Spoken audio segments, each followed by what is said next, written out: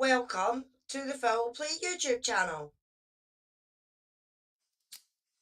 Hello, everyone. How we doing today? Open mic number 66. Let me turn this down. There we go.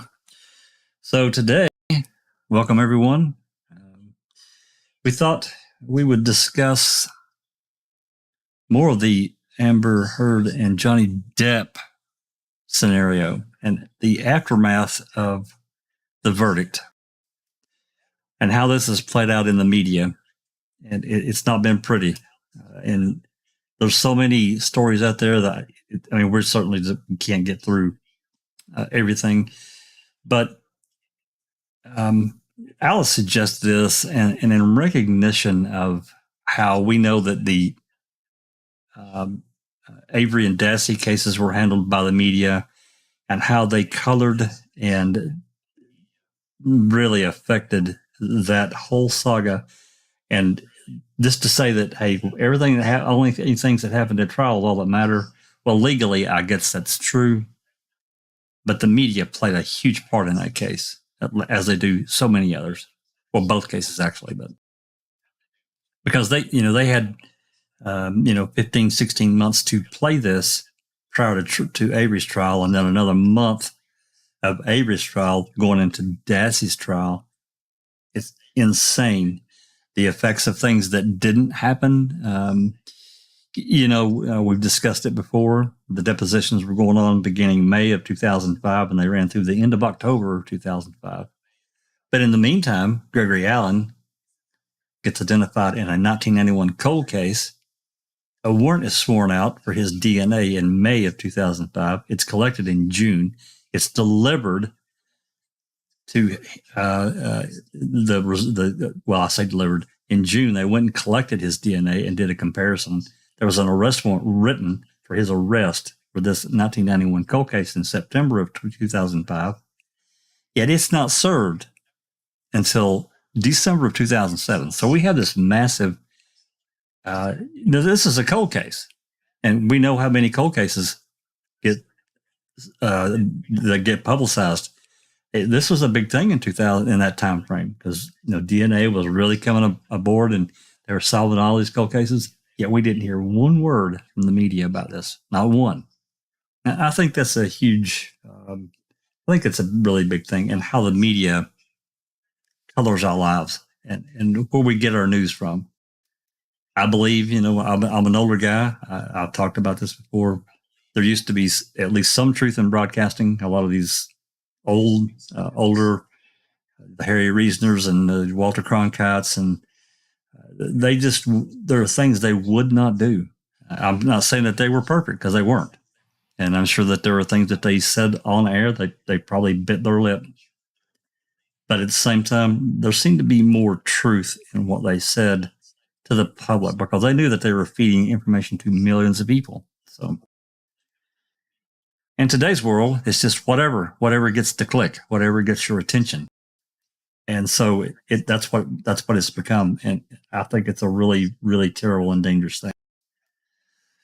So before we go any further, let's say hello to everyone. Let's see, we've got, I see TTM Fangirl, there's Cherie, there's Cher, hello, Jazznat, and of course BW is here with us on Discord. Anybody wants to jump in and talk, because we're gonna kind of beat on this a little bit, the media and the effect of what they do. There's Kelly Cowles, thanks for coming, Kelly. I know it's really early for you. Super Mod Dark Side of the Moon. There's JD. I'm going through the list here, guys. There's Andy B. Paul Ward, hello. Thanks for coming.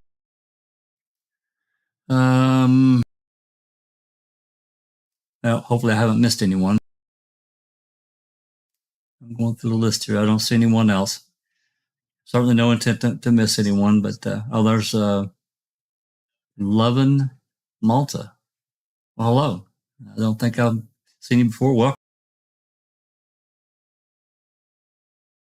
You see anyone else there, Alice, BW, that I haven't greeted? Those Gal attack you. Gal's watch him close. Gal, he's trouble. All right.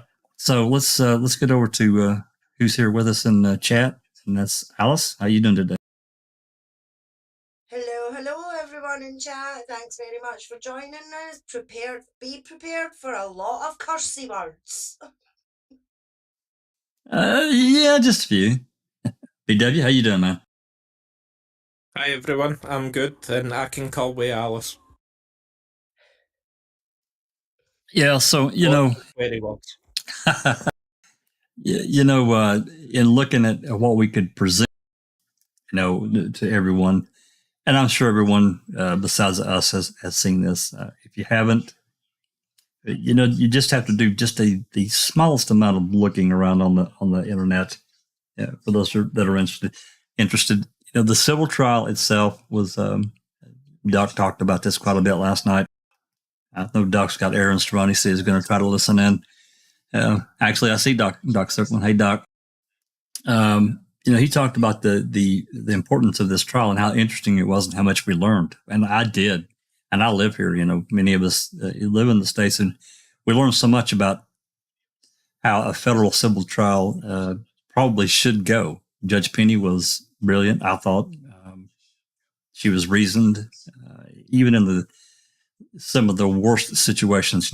These lawyers they're going at it. They're going at each other's throats. They're witnesses, and it got really contentious many times. And she kept the volume down. She kept them on the train tracks pretty much the entire time.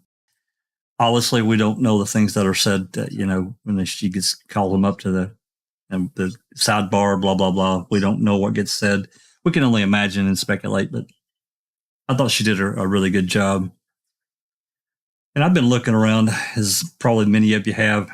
I was really quite shocked at Elaine. To me, it was almost a desperation. Maybe I don't really know. She did this talk show circuit the day after the verdict was read.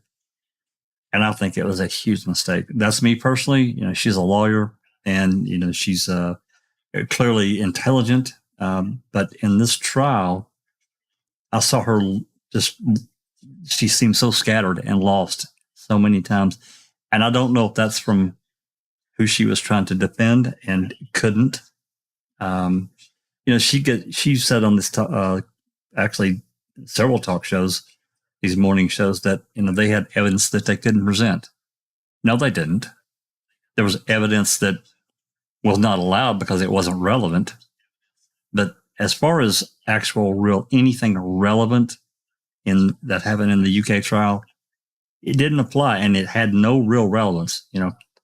Talking about, I know one thing was Amber allegedly talked to her therapist and told her about these injuries, and this psychiatrist or therapist, who is not a medical doctor, there's absolutely no way that could be anywhere near a trial, this kind of trial anyway. But it can, as in the UK trial, Jack, it can be used as medical documentation if it's came via a psychiatrist, psychologist, something like that. It can be used in the UK trial. But what I would just like to put out there for everybody that's listening, and they say, Amber won in the UK trial. No, she did not. No, she didn't. Amber was a third party in the UK trial. So what that means is that because the defendants were Dan Wooten and NGN, which is the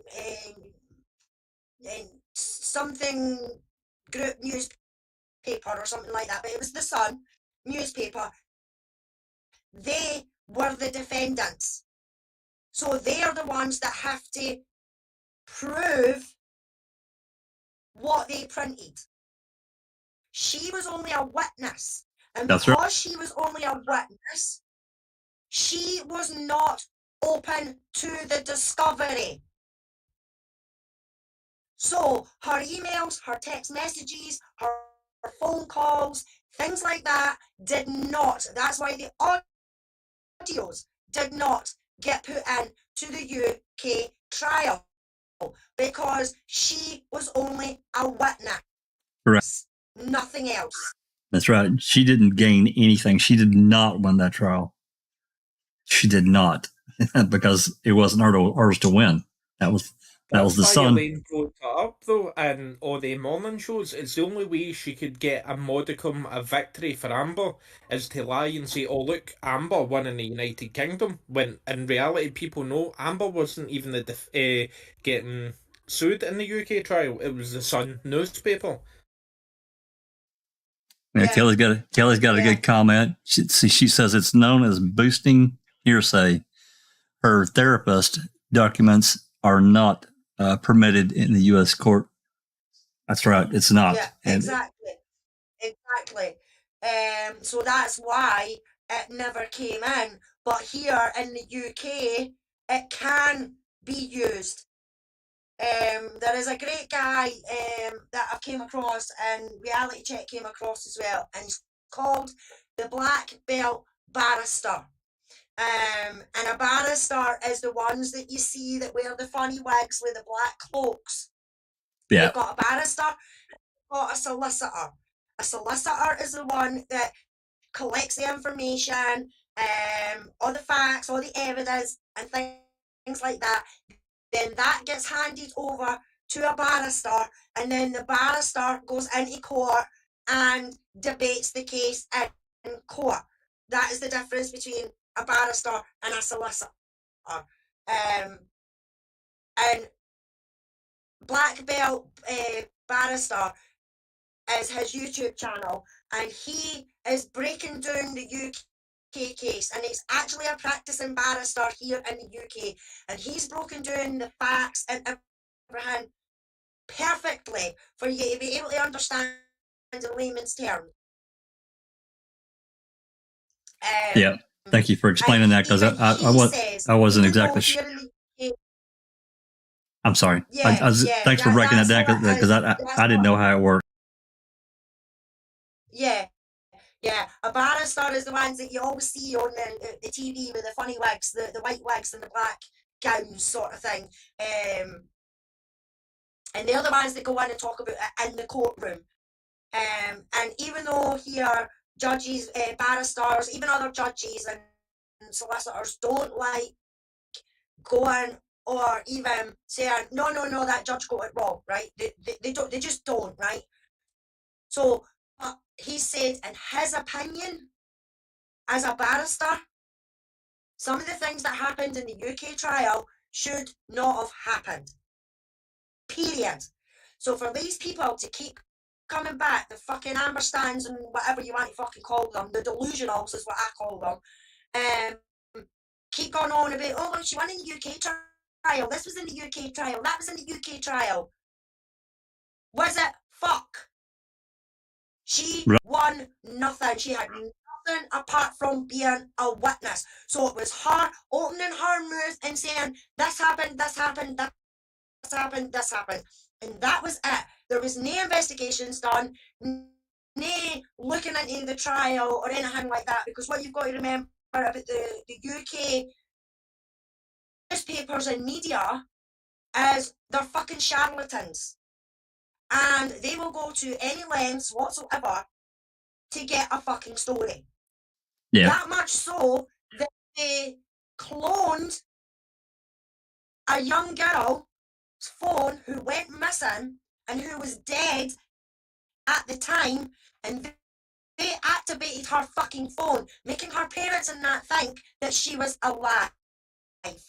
That's how low our newspapers and that can go. I hope somebody went to jail. I hope somebody went to jail over that. Yeah, that was the News of the World scandal, Jack, that we were talking about the other night. Did somebody go to jail for that? Nope. No. The papers no longer exist. I mean, there isn't a News of the World anymore. But you've still got the Sun, and you've still got the Daily Record, which is part of that company. The News of the World was like a sister company to them. and it got printed on at the weekend and stuff like that. But that's no longer there. But you still have the Sun, and you still have the Daily Record, which are the ragtop papers. The Independent. The Independent, and the Times. And the Times, they're all charlatans. And I take that more on the fact of how they did with Luke's case and that as well. You know, if they can twist it to get a story out, or if they can dilute the facts, they will use that. They will use it. That's sad. Yeah. It really is. And the young girl you were talking about was Millie Dowler. That's right, Haggis. Yeah, that's right. Wee Millie Dowler. I can't remember the full story. I think she was on her way home from school and she got taken. And he killed her, and she was missing for days and days and days, weeks even. And they activated her phones, or her family thought, and even the police thought that she was still alive, and poor lassie wasn't. He had already killed her. And that damaged a lot of people. And I think sort of from then on, people didn't really take our news media outlets, especially the papers, seriously anymore, because of how low they can go. And I've told you the story before, Jack, about Princess Diana. The way the BBC went about getting information to get an interview with Princess Diana. They faked a bunch of documents and showed them to her brother, and said to her brother, look, you're better off getting in touch with her and talking to her and telling her to let us get the interview and everything like that. And the way they went away, the sneaky way about it, and that's the infamous and famous 1995 interview she did with Panorama, where she said, there's 3 of us in this marriage. The way they went about that, apparently 4.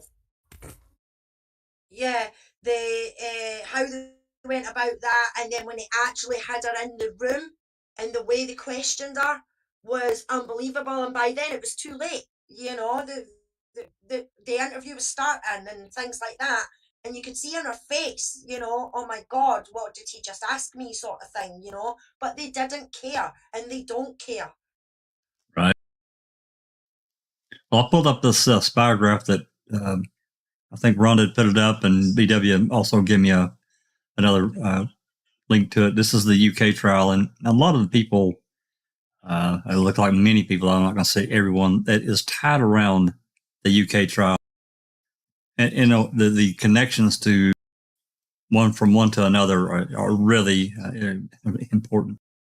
Because as we can see, if you start at the judge, you go backwards. You got the Sun, there's supposed to be some connection. Rupert Murdoch, News Corp, News Corp UK, then you got Wireless Group. And this is the people owned by, and you know, all the way down that list. Then you also have that Dan Wooten, and he's the one that did the report, right? Wrote the article. Yeah, he wrote the article. At the time, he was chief editor of the Sun newspaper, and funnily enough, he's not the chief editor anymore. But yeah, I mean the Camille Palmer is mutual friends with Kathy Lett,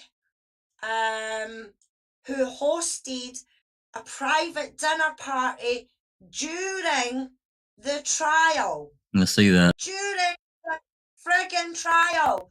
Amber Heard went to it, and then you had Baroness Helen Kennedy, who then goes up to the judge and to the Doherty City Chambers. They all relate to the City Chambers.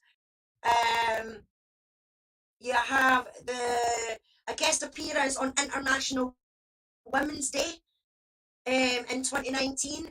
The woman that was with her, and is with her in the picture in the bottom right hand corner, is Jenny Robinson, who is an employer, her mentor was Jeffrey Roberts, who used to be married to the Kathy Layton, who is mutual friends with Camilla Palmer, who used to be married to Judge Nicol.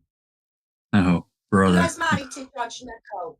And wow. then you've got Robert Palmer, who works for Talk Radio, who is owned by the Wireless Group.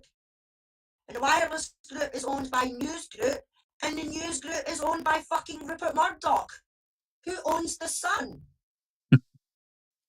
All one big patent place there, man. They're just... Exactly, Jack. So, and look at the connection between Johnny. You've got Johnny, who fights against The Sun, whose lawyer is Sasha Wasser, who is a member of the Docker City Street Chambers. It's just, and she was also at the guest appearance on the International Women's Day, and they all of them attended this private dinner during the fucking trial. See, that to me, that's so inappropriate. I don't know how it is over there, but that's really inappropriate here. Yes, it is. I mean, that judge should have recused himself. They should have recused themselves. Absolutely. Period. He shouldn't have been chosen in the first place, Alice, because he is a former head lawyer for the Times newspaper. Yeah, that's another thing. Yeah, he was for a lawyer for another newspaper. You know what I mean? So in my opinion, his bias is it's media orientated. So he's not going to rule on media. You know what I mean? Right. The media got it wrong. Should have recused himself. Yeah, no doubt about it. Well, I just thought it was kind of important because they brought up the UK trial so many times and acting like that Amber Heard won something there. She didn't win a damn thing. The Sun won. No. Yeah. Johnny lost that case. He wasn't able to present so much. I don't know what all and besides that, from what I've read, now I haven't read through the transcript of the UK trial, but from what I've read, basically the judge said, Amber, yeah, it sounds kind of like you're telling the truth, and Johnny, it sounds like you're kind of not. And besides, you use drugs and you drink, so I'm not counting anything in your favor. You lose. Yeah. There was a big part of the UK. Oh, sorry, Alice. Sorry. I was going to say, but not only that judge takes the word of people who come in and take the stand more than he does with a deposition or a video or something like that. Because actual proof you're talking about. Somebody just coming in and saying something, he believes it instead of actual proof. Yep, because you had the police. Johnny wanted to bring in the body camera footage and everything like that. But because she was there and she was on the stand and she said, oh no, it didn't happen that way, it happened this way, then he took her friggin' word for it. You know what I mean? Because she was there on the stand. But she also lied as well because the judge was under the impression and all that she donated, not pledged, that she donated that £7 million. That's right. I saw that recently too. And there's the petition that's going around. Actually, I'll add that to the video description. There's a petition going around for the UK to reopen that case because she perjured herself. Yep. Well, see, the thing with that though is, Jack, right? It's really, I mean, we know that with Luke's case, but it's really, really difficult here in the UK. In Scotland, there's different laws to there is doing in England. But the majority of the time, it doesn't matter whether it's Scotland, England, Ireland, or Wales, it's part of the UK. It is sometimes impossible to get an appeal here in the UK. And Johnny's lawyers and that put in a motion able to appeal this decision. But there is some a slight clause that they can't do it on new information, right? Because of all this information that's came out in the US trial.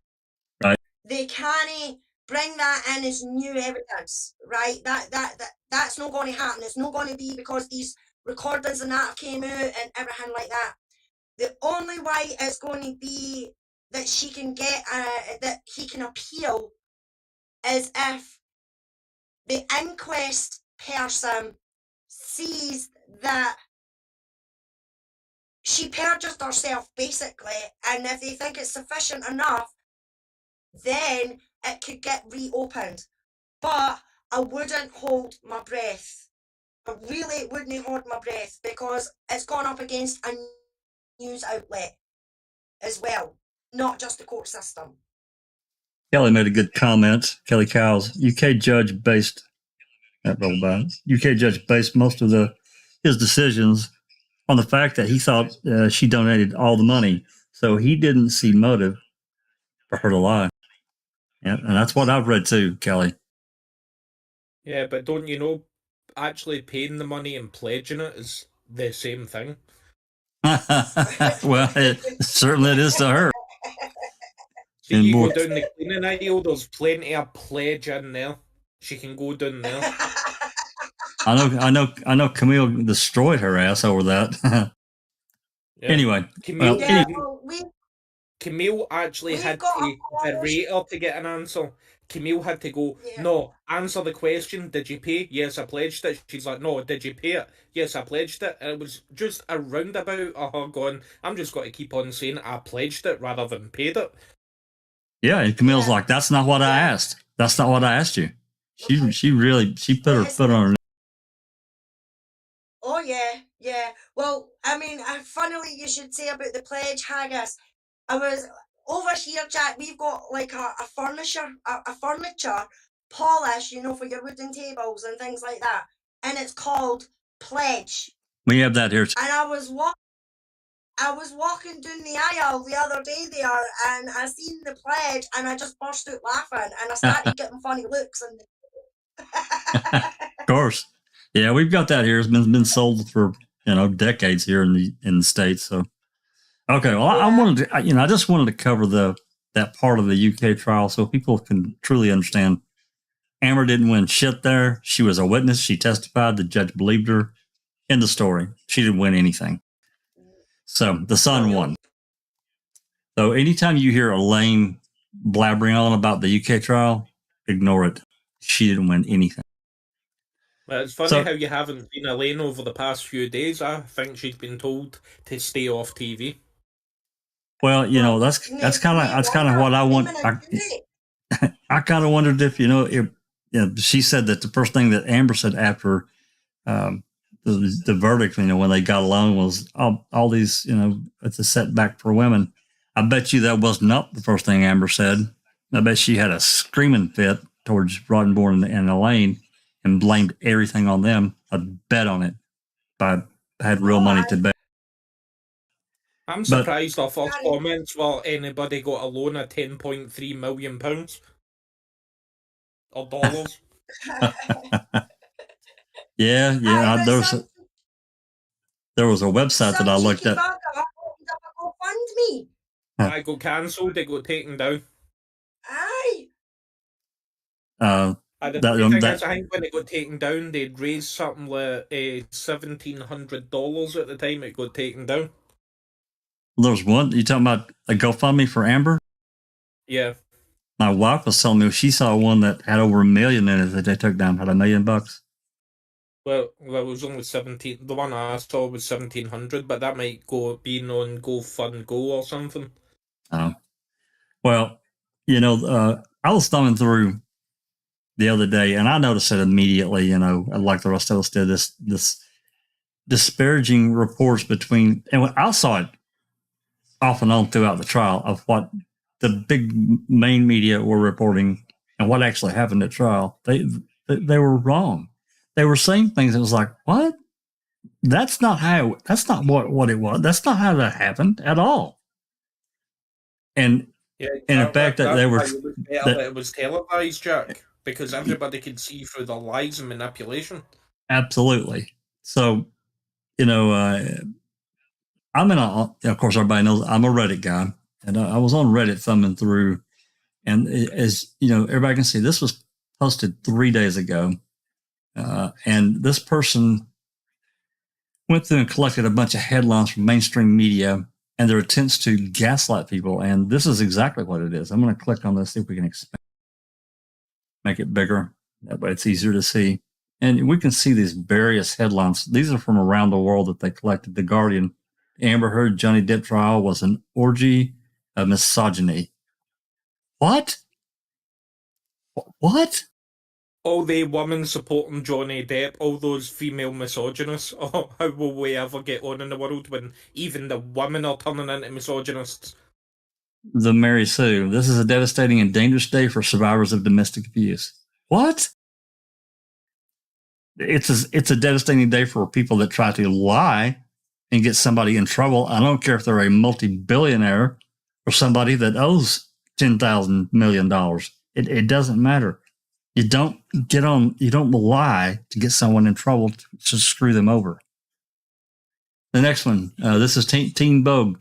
The Johnny Depp Amber Heard verdict doesn't matter after the internet made a spectacle of abuse. What? Again, more misleading. I mean, I know what I see. I know what I saw throughout the trial. I know what I heard. The internet took her to task. That's what the internet did. Yeah, there's some out there that took it a different direction, but they're the minority. The majority of everything I saw was that she was not credible. She was called out when she lied and made statements that were absolutely not true at all. She added to her. Yeah. She continued to add to her accounting. She got on the stand and talking about the Australian incident, and she added to her story. Yeah, and people, real survivors. I'll let you talk here. The real survivors that had been through a brutal battle with an abuser knows that she would have been severely injured if half of what she said happened. Go ahead, Alice. But that's just it though, Jack. I mean, we're on Twitter, right?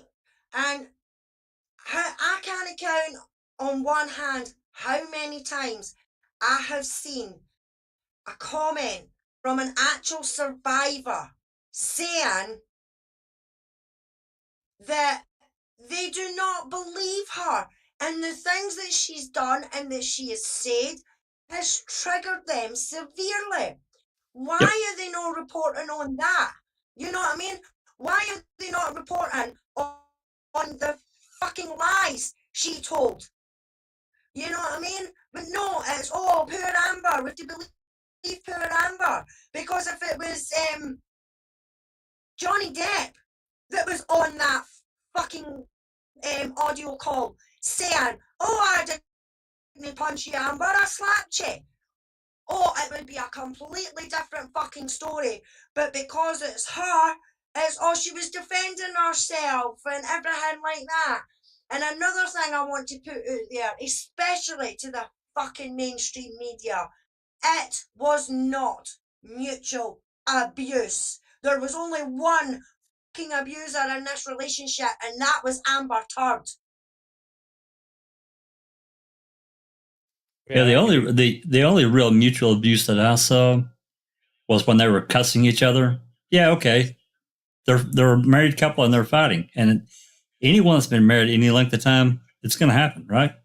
That's the only real mutual abuse that I saw. Physical abuse? I'm sorry. It didn't happen. Not from what we saw. No. But I mean, this thing where if you're shouting at your partner and stuff like that, then that's verbal abuse. No, to me, That's right. verbal abuse is if they're belittling them, if they're calling them a waste of space, you're nothing, nobody deserves you, you don't deserve nothing. That is verbal abuse to me. But if you're just calling somebody a C in a message, oh, that C has done it again, and if you were to go back 10 years, 20 years, whatever, with my text messages, I've used some of the words that Johnny's used in his text messages. Well, most of text messages.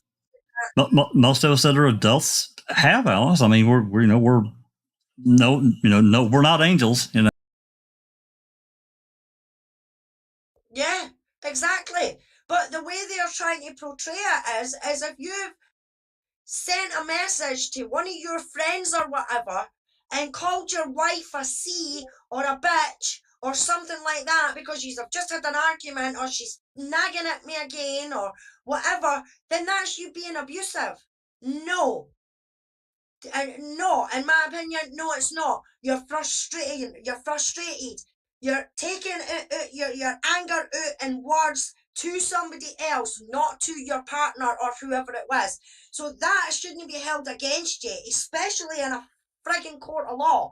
You know what I mean? Because if that was the case, then we all should be in the jail because we've all said stuff like that at some point or another to somebody, and we've not actually meant it. It's just that, and that situation, that time, everything that I've heard coming from Johnny is trying to placate her, trying to ease it out by saying, well, look, can you just give me 5 minutes? Can you just let me take 5 minutes? And she's like, no, you're not getting 5 minutes. You walk away and that's it. It makes me worse.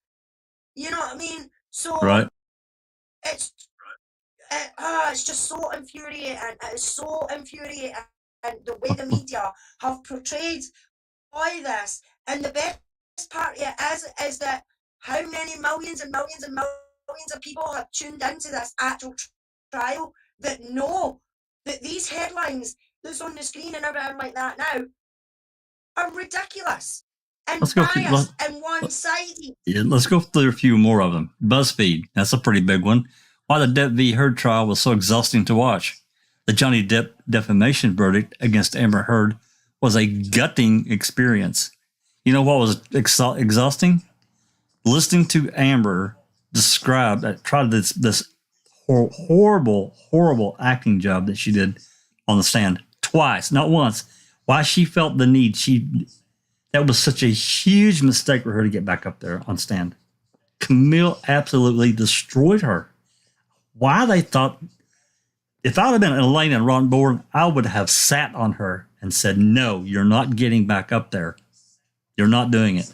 Oh, I guarantee you they did, Jack. I guarantee you they said to her, I'm telling you, it is not a good idea for you to take that stand, but the way she is and the way she is with Johnny, there was no way she was going to let Johnny get up on that stand and have the last word about the case. No way in fucking hell was she going to let that happen. Yeah, I think that was I think that was part of a tactic. Yeah, I'm taking the stand no matter what you say. And they went, right, well, you're not going to take her advice? Hell fucking mend you. And that's exactly what she's done. And she has brought this on herself. No one else. She shot the first fucking bullet by getting that trio and phoning TMZ and telling them what time to be there and what side the fucking bruise was going to be on. And then lied about it. And got caught.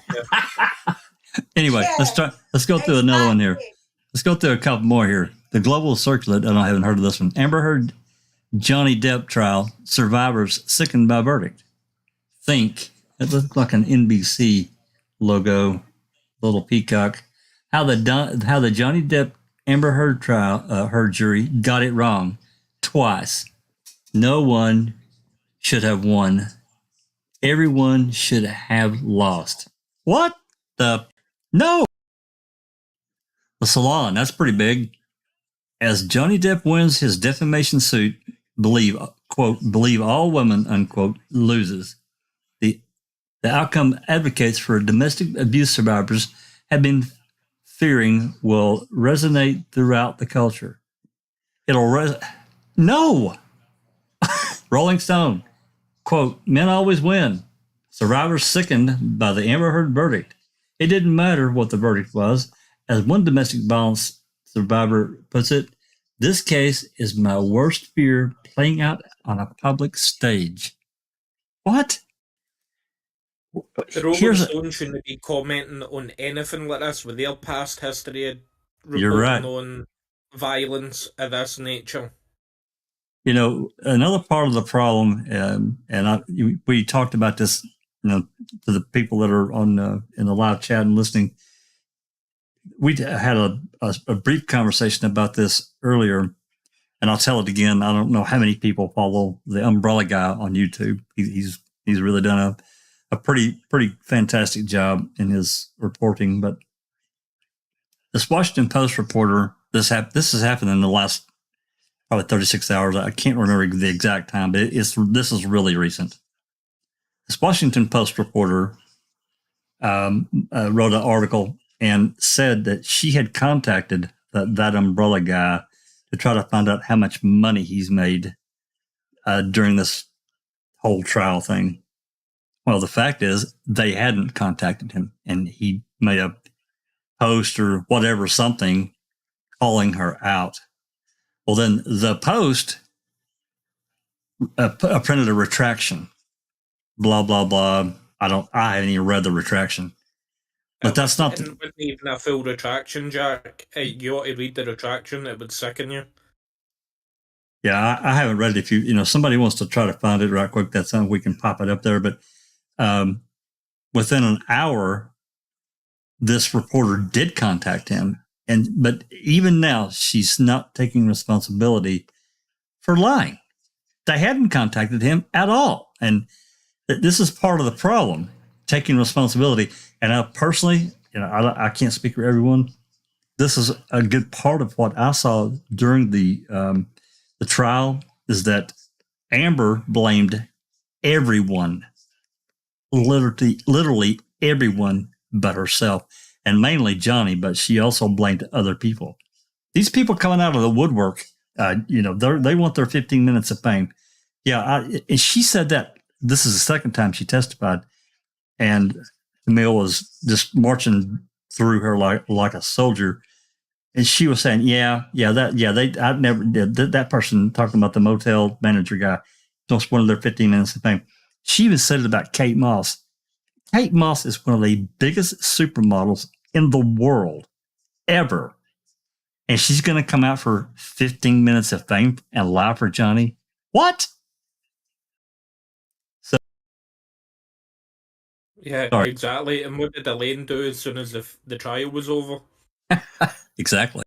Oh, and the TMZ guy, man, he really roasted her. I loved that.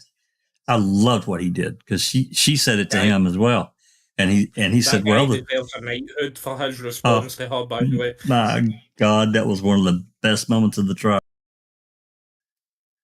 Here we go. Your Tango Entertainment News. The verdict in the Johnny Depp v. Amber Heard no longer matters. Abuse survivors face the hardest sentence. No, they don't.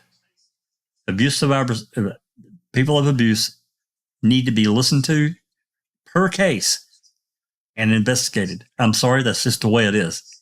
If someone's lying, you need to face the sentence yourself. Lying to the police to make a false report, it costs resources for the real survivors out there, women and men, and children too. So that's crap. CNN opinion, the verdict is much bigger than Depp or Heard. It is, but not in probably the way they may be talking about it. I didn't read it.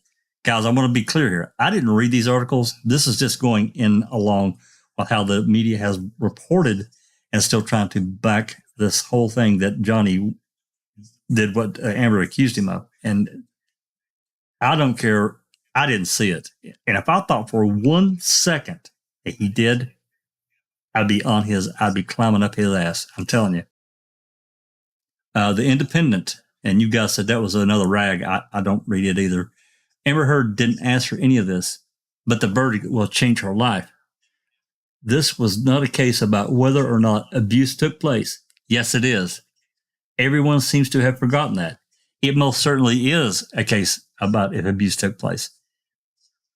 And it was about Johnny getting his truth out there, which has not been allowed. And the last one, and then I'll let you guys talk. This is the root. I never heard of this one. Amber Heard verdict sends a message to black women everywhere. Well, I'm sorry. I don't see that at all. I didn't know Amber Heard was a person of color. Neither did I. Why write that? It's got nothing to do with what actually happened. That's a bullshit headline. It's got nothing to do with the trial. I agree. That's them just trying to generate more clicks. I agree with that too, BW. I really do. So let me get back away from this. Alice actually spent some time earlier today and grabbed up some links. So let me see if I can hop over on a few of those. Let me close some of these windows out here.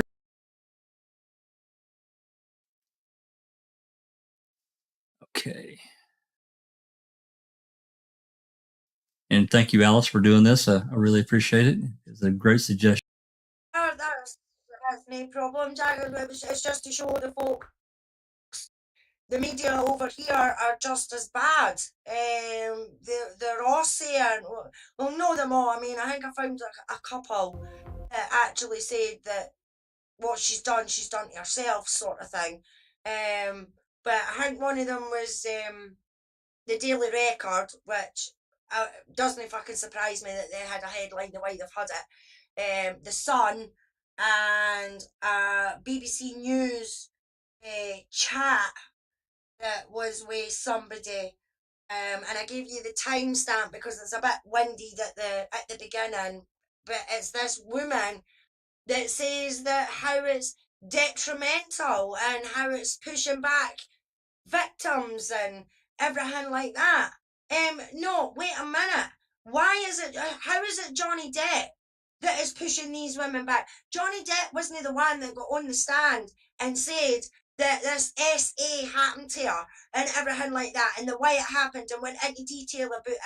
And she's been found to be lying about it. How has she been found to be lying about it? Because I guarantee you, any TV victim that has been through something similar to her have went to the hospital, have got medical records, have got proof that these things actually happened to her, you know, and she hasn't, and she's lied about it.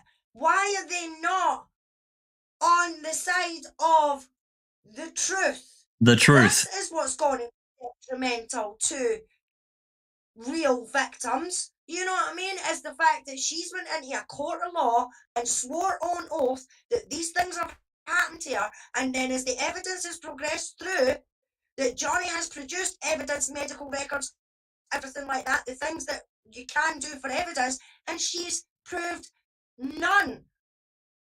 You know what I mean? Because she's a tough cookie, you know, it didn't affect her as much as oh yeah. Oh yeah. She wanted to come across as this bruiser. Yeah, and that's another thing. And I want to touch on it just for a second and then we'll move on. But I mean, to me, I don't know how, you know, women really felt about it. Fan or no fan, knows Johnny, don't know Johnny. And the same for guys as well. Personally, I mean, of course, I knew Johnny Depp was. I watched some of his movies, certainly not all of them. Was I a fan? Yeah, sure. You know, he's a great actor, but was I like a insane frothing at the mouth fan? No, of course not. Just a fan. You know, he's an actor, a great actor in Hollywood. He's made some great movies and he's very versatile. And of course, I knew he had some trouble, but I didn't know what it was, all of it. I mean, I knew he had some personal vices that he had dealt with. Just, again, I never dove into it. But that guy, I don't care how you slice it, that guy got up on the stand for 3 days, and in many aspects of that, he basically just dumped all of his shit out on the table for the world to look at. Millions of people saw that. He told the worst parts of his life to everyone. And I'm going to tell you, just from everything else that I've gathered, the context of who this guy is, he would never do that. He would never do that. That's not who he is. He's held that back. And, so I thought that was another key part of the trial is, what he went through. Go ahead, Al. Yeah, Jack, exactly. He has stood up there and he has opened the floodgates for criticism and everything like that. And people have said, oh, well, he's only doing it for publicity and everything like that. No. I'm one of the first ones to admit, if I thought for 1 second, millisecond, that Johnny Depp was violent towards her, I would be the first one that would be saying it. No, Johnny, that's no right. Same here. Same here. Everything that I've heard, everything that I have read, everything that I have came across, she is the perpetrator, not him. Well, it's funny that he never had any kind of issues like that in his life until he met her and got entangled with her. She's had, and beyond that, just kind of scoot Johnny to the side there for a second. What other problems has she had with other people in her life? It's one after another. There's issues. It's constant problems with people that she comes across in her life. From best I can tell, she's only got a couple of friends, people that stayed with her really through thick and thin. One of them's her sister, and I understand that. And maybe just a couple others. Anyway, before I play, I'm not going to play this entire clip because I'll probably get a strike if I do, but I'll play some of this here in a minute. But Alice, if you want to go through and let's read some of the comments that are in the chat. I see the chat's pretty lively. I want to say hello to Bethany, and I thought I saw someone else that had joined in. But yeah, if you want to read some of the comments, got Bethany and Cher, Kelly's joined us, Rhonda's joined us. Kelly Cole says, narcissistic Amber could not go back on there. Johnny baited her, in my opinion. Yeah, he knew she would go back up. Yeah, I knew that. As soon as I knew that he was going to take the stand, there was no way she was going to let him be the last one to be there. That's what I'm saying. She told her lawyers, even though they would have advised her against it, not to do it. Doc says, mainstream media love to create controversy as it sells newspapers and subscriptions. That's true. Rhonda SD says, but men are victims of domestic violence too. Yes, Rhonda, we wholeheartedly agree. And this is part of the reason why we're kind of doing this as well, because Johnny Depp is a victim of domestic violence. Like she says, go tell the world, Johnny. Go tell a judge. Go tell a jury. See who'll believe you that I am a man of domestic violence. Well, guess what, Missy? She has. He has. He's done it, and he was believed by thousands. And you're the one that's been made to look like a fucking idiot. And that's why she did not want this fucking televised, Jack. This is the reason. Oh, absolutely. She did not want this absolutely. She knew that if this came out, that she was going to be proven to be the perpetrator. That's why she's done everything that she's done, and she shot the first fucking bullet in this whole scenario. She done the trio. That was the first bullet, and then she says, "Oh, I just wanted to get on with my life." 3 months before she done the op-ed, she put in a lawsuit to sue Johnny in 2018. Yep. So she's the one that started all this off. No, Johnny. Johnny seen that she was going to sue her, or trying to sue him in 2018. So he's like, right, you want to do that, bitch? Right, let's go. And so that's when Johnny, I think it was 6 months after or whatever, put in the lawsuit. So she's the one that's done this, and she's the only one to blame. And stop blaming other fucking other survivors and trying to make her story look better, because it's not working. Well, that's another thing that she's done. She's plagiarized other stories from other people and told it as her truth. And what? Who does that? Come on. Yeah, our truth. There's no such thing as your truth. There's only the truth. Yep. Hey, we've got just Rhonda in channel. Yay! Ooh, Hey, just Rhonda. She's still at work, so I think she's just sneaking in. Yeah, that's fine. Thanks for coming. Picking up on what Alice said, if Johnny Depp wasn't a man of means, if he never had millions of dollars to help fight back, he wouldn't have won. Everybody would have still have thought he was the abuser. So what Amber Heard actually has done is made it shown basically how difficult it is for people who do not have money to prove that they were a victim of violence. That story you put up, that reminds me, BW. You put a story in the Johnny Depp room, and what it is from yes, this guy. I know a lot of people haven't seen it, and I'll put that link in the description as well after we get done later. This guy met this young woman, and they fell in love, and this fella, he was not well to do, but he was a hard worker, and they fell in love, and he was building a house. And anyway, this person, it took about a year. She started to change, and ultimately she accused this guy of raping her, assaulting her, and reported to police. Well, in the meantime, of course, we did, it was unknown in the beginning, but she started a physical relationship with the lead, I don't know if detective is the right word, but the lead investigator. I think they call it something different in Australia. There's a type of police as well, because that confused me when they were talking about the difference between sheriffs and state police and stuff like that in Australia. Yes, that's right. It kind of confused me too, but if you watch the story, you can understand it.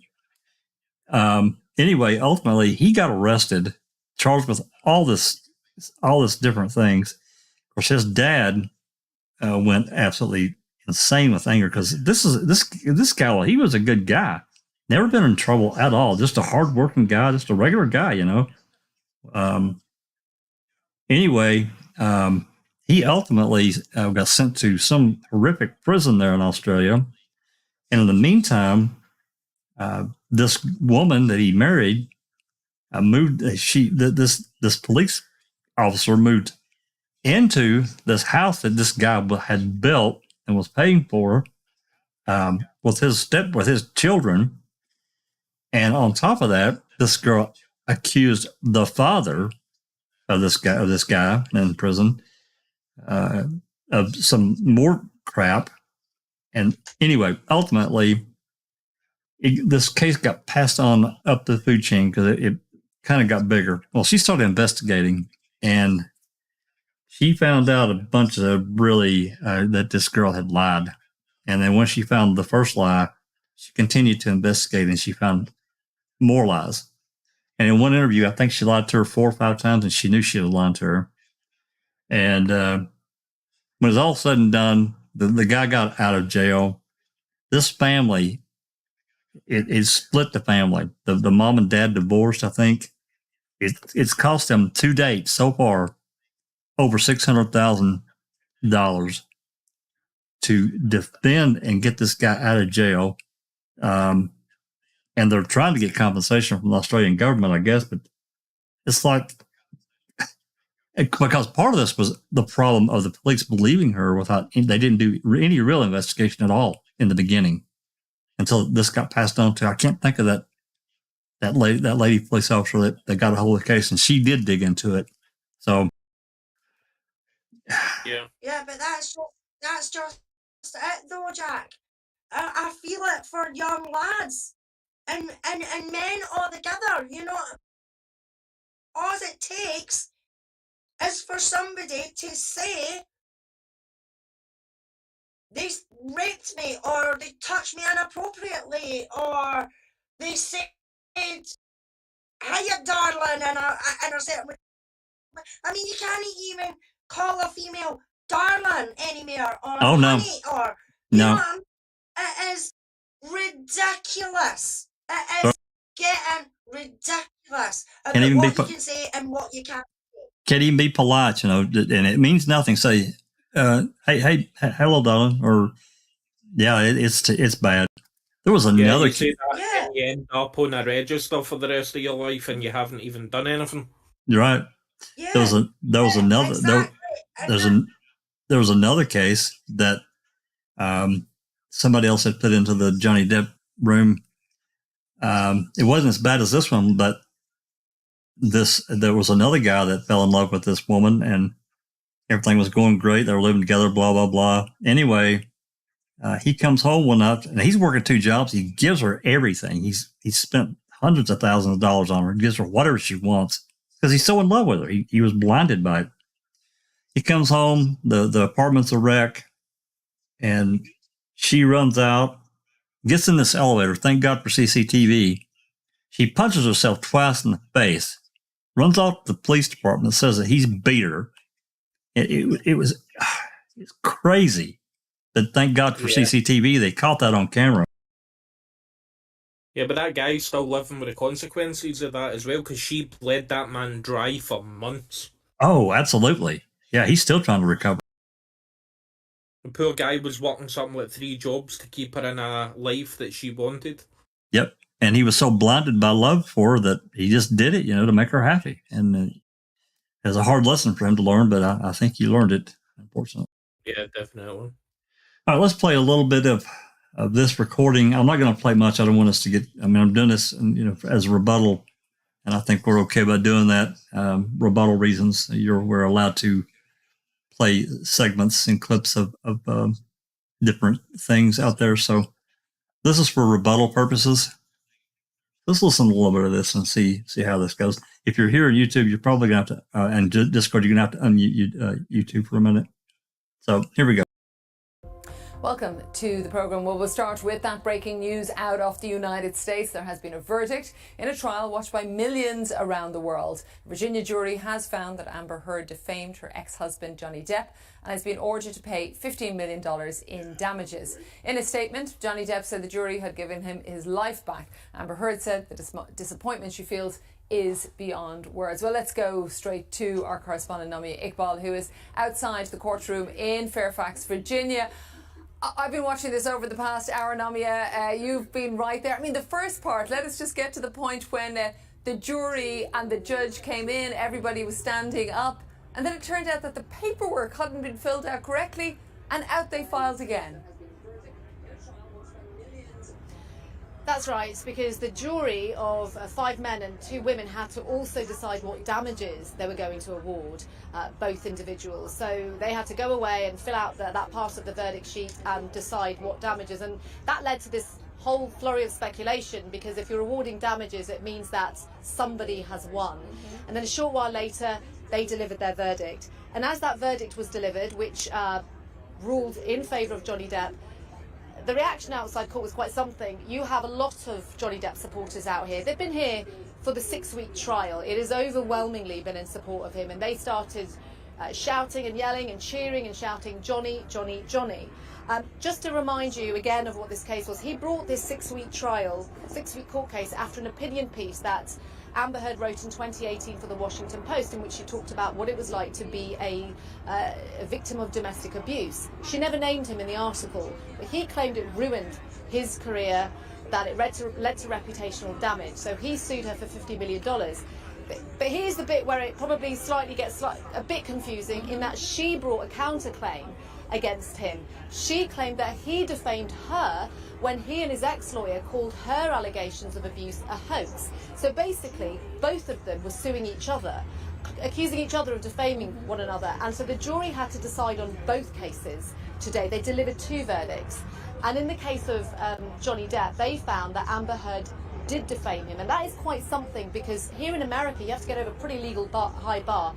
And they found that Johnny Depp did defame her in elements of hers. But this has been a trial that has captured the minds, I guess, of people in this country. It's been so high profile. My colleague David Silito has been looking back at the case and sort of just reminding us of the background of it.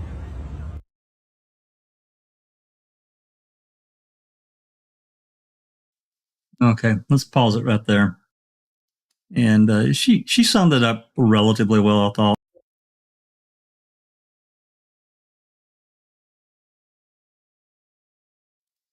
Kind of muddied it up a little bit, trying to say, well, there was a countersuit. Well, she didn't really have.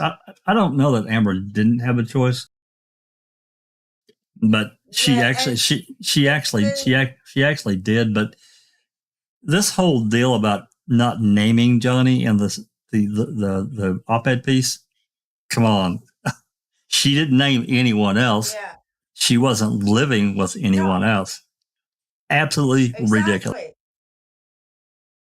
I'm sorry, Jack, but if we're in 2022, right? That's like you in 2024, and you and your missus have went through a really bad breakup and everything like that, and then you've went to a paper and you've trashed her, and you say 2 years ago when I was in a relationship. Well, everybody that knows you knows that 2 years ago that relationship was with your frigging wife. That's right. There's no way around it. You know? So it's like there's no beating about the bush for it. It's actually in that clip, Jack. It's actually the woman. That's why I gave you the timestamp. I gave you a timestamp. Yeah. It was 9 minutes and 4 seconds. Yeah, I'm gonna forward it up and we'll listen to it here in a minute. But go ahead. It's the way that all these people that are supposed to be activists and they're for women's rights and everything like that, that they are all coming out and saying that this is detrimental to survivors. What what Johnny's done. Johnny's just cleared his frigging name. What they should be saying is what Amber Heard has done is detrimental to survivors, that is going to make survivors not want to come forward because they've been believed. They'll not be believed and things like that. But what about the men? You know what I mean? These surveys and things like that they keep going back to with the statistics. I can never say that bloody word. When were these statistics taken? You know what I mean? And how many men have actually came forward in the statistics to say, yes, I'm a male victim? You know what I mean? So they can only go on because of the amount of women that have came forward. Well, I think it's been saying all along. I think it's a fact that I say it's a fact. I don't want to say that. I think we can all probably agree that more men will not report it versus women because of the stigma. There is a stigma that says, hey, the man's stronger, and why couldn't you defend yourself? What do you think, BW? The thing that Alice was talking about, I think they got a 60% women to a 40% men. I saw that the other day. So I guarantee you there's a lot more than 40%. Exactly. But they're not going to come forward, because if they come forward, it's going to be how it is now. You know what I mean? And there is a stigma out there for men. You know what I mean? If you're a 6-foot guy and you weigh 20 stone and your missus is 5 foot nothing and weighs fucking 7 pounds or whatever, but she's picking up things and she's hitting you with well, if she's a hellion, yeah. like that, You know what I mean? Size means nothing when it comes to DV. And it has no gender. You know what I mean? It doesn't matter. I mean, my dad, for instance, was a had no woman, no matter what. You know, and I've seen my mum my dad. I mean, so half the times it's like she's been upset. I mean, it's not been like fisticuff fights, but I've seen my mum whack my dad a beauty on a few occasions, and he's just stood there. Just took. You know what I mean? And he's just like, right, are you done? You know what I mean? Are you done? And then she's like, I am done or whatever. Then he'll walk away, just like Johnny did. You know what I mean? And that is probably the same instance with male victims, is the fact that they will take it and they will take it and they will take it, but they will not come forward because of the stigma, either from the pals or professionals or whatever. Because can you imagine 6-foot man gone in with his wife to the hospital after she's just whacked him over the head with a lamp or whatever, you know what I mean? And he's cut his head open. What does he say? Oh, I fell.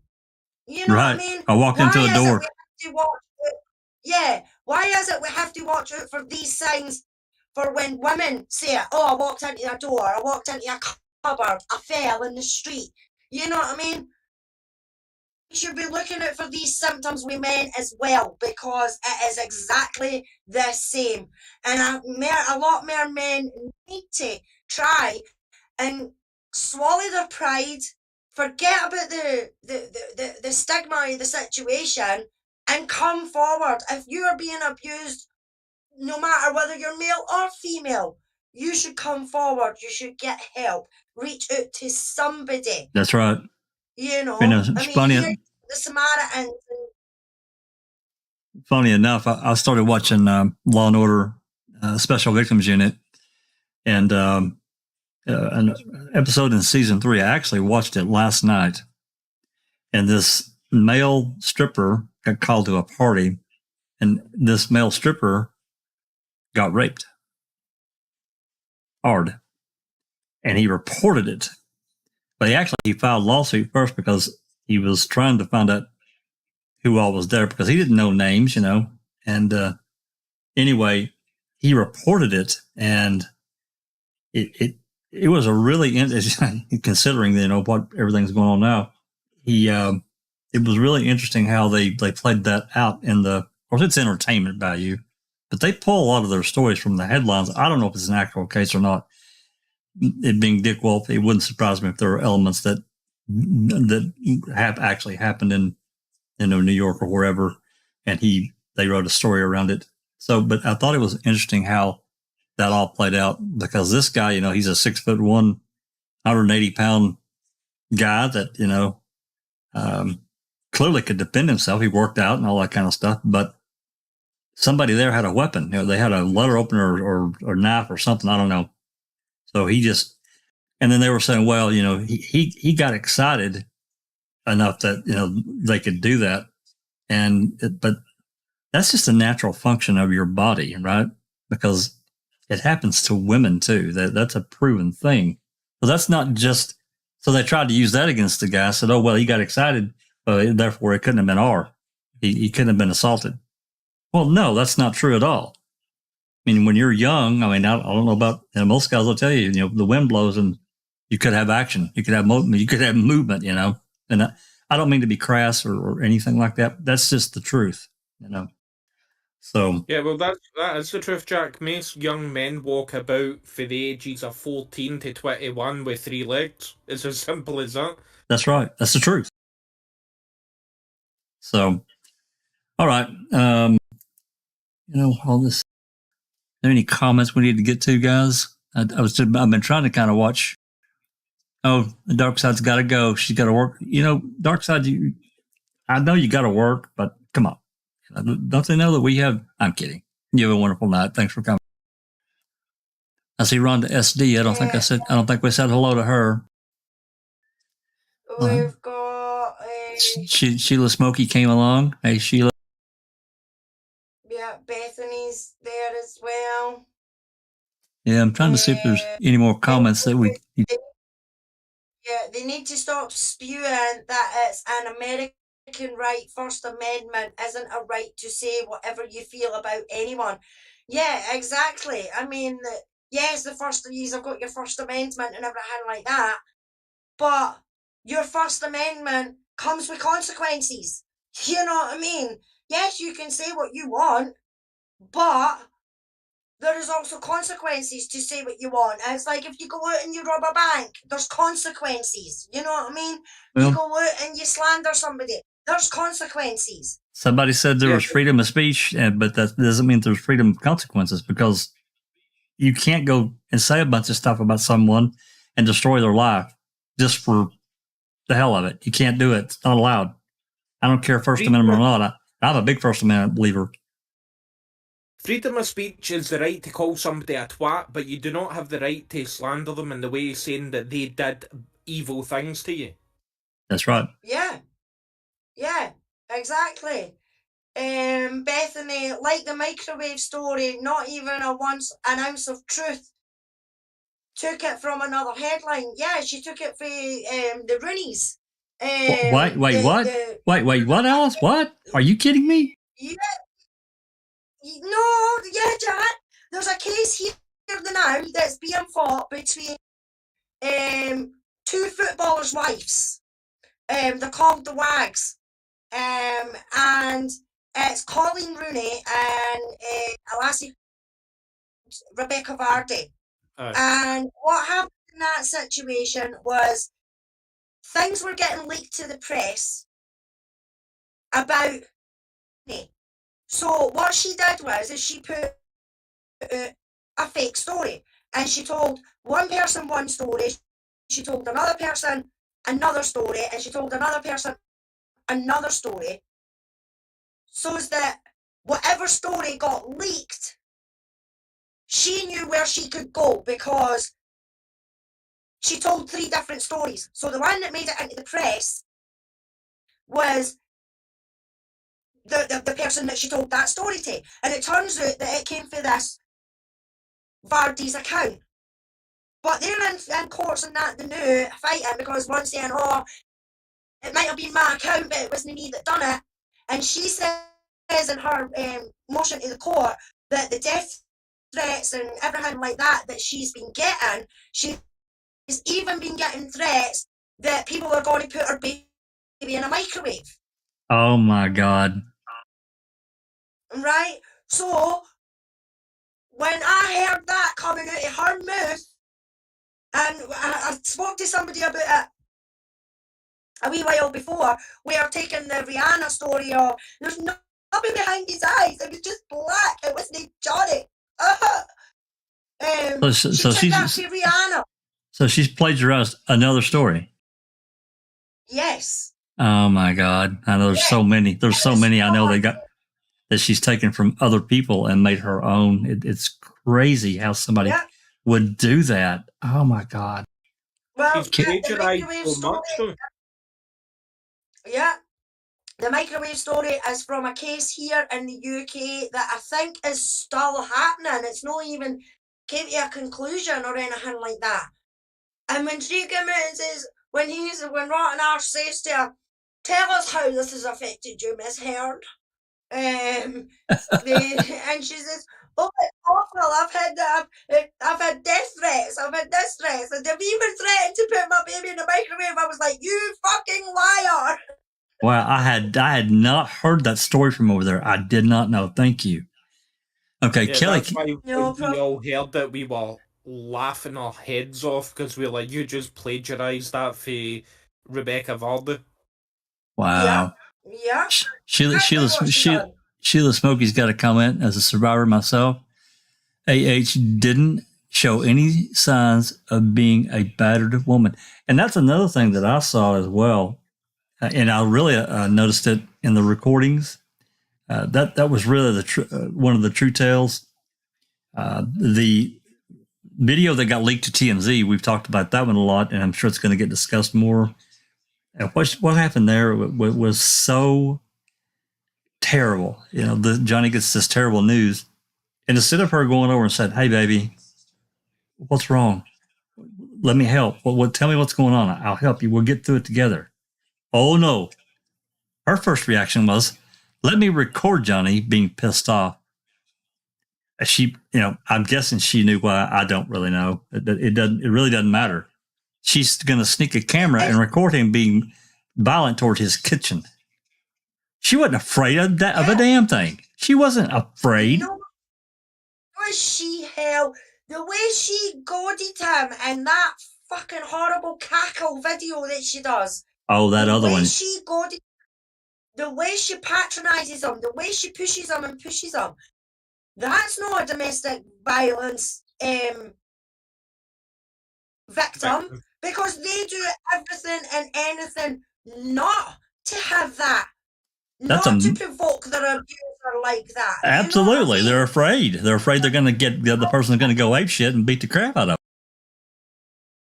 Yeah, exactly. And taking the 40s of them. Now, I mean, this 40 one with the ice cream, right?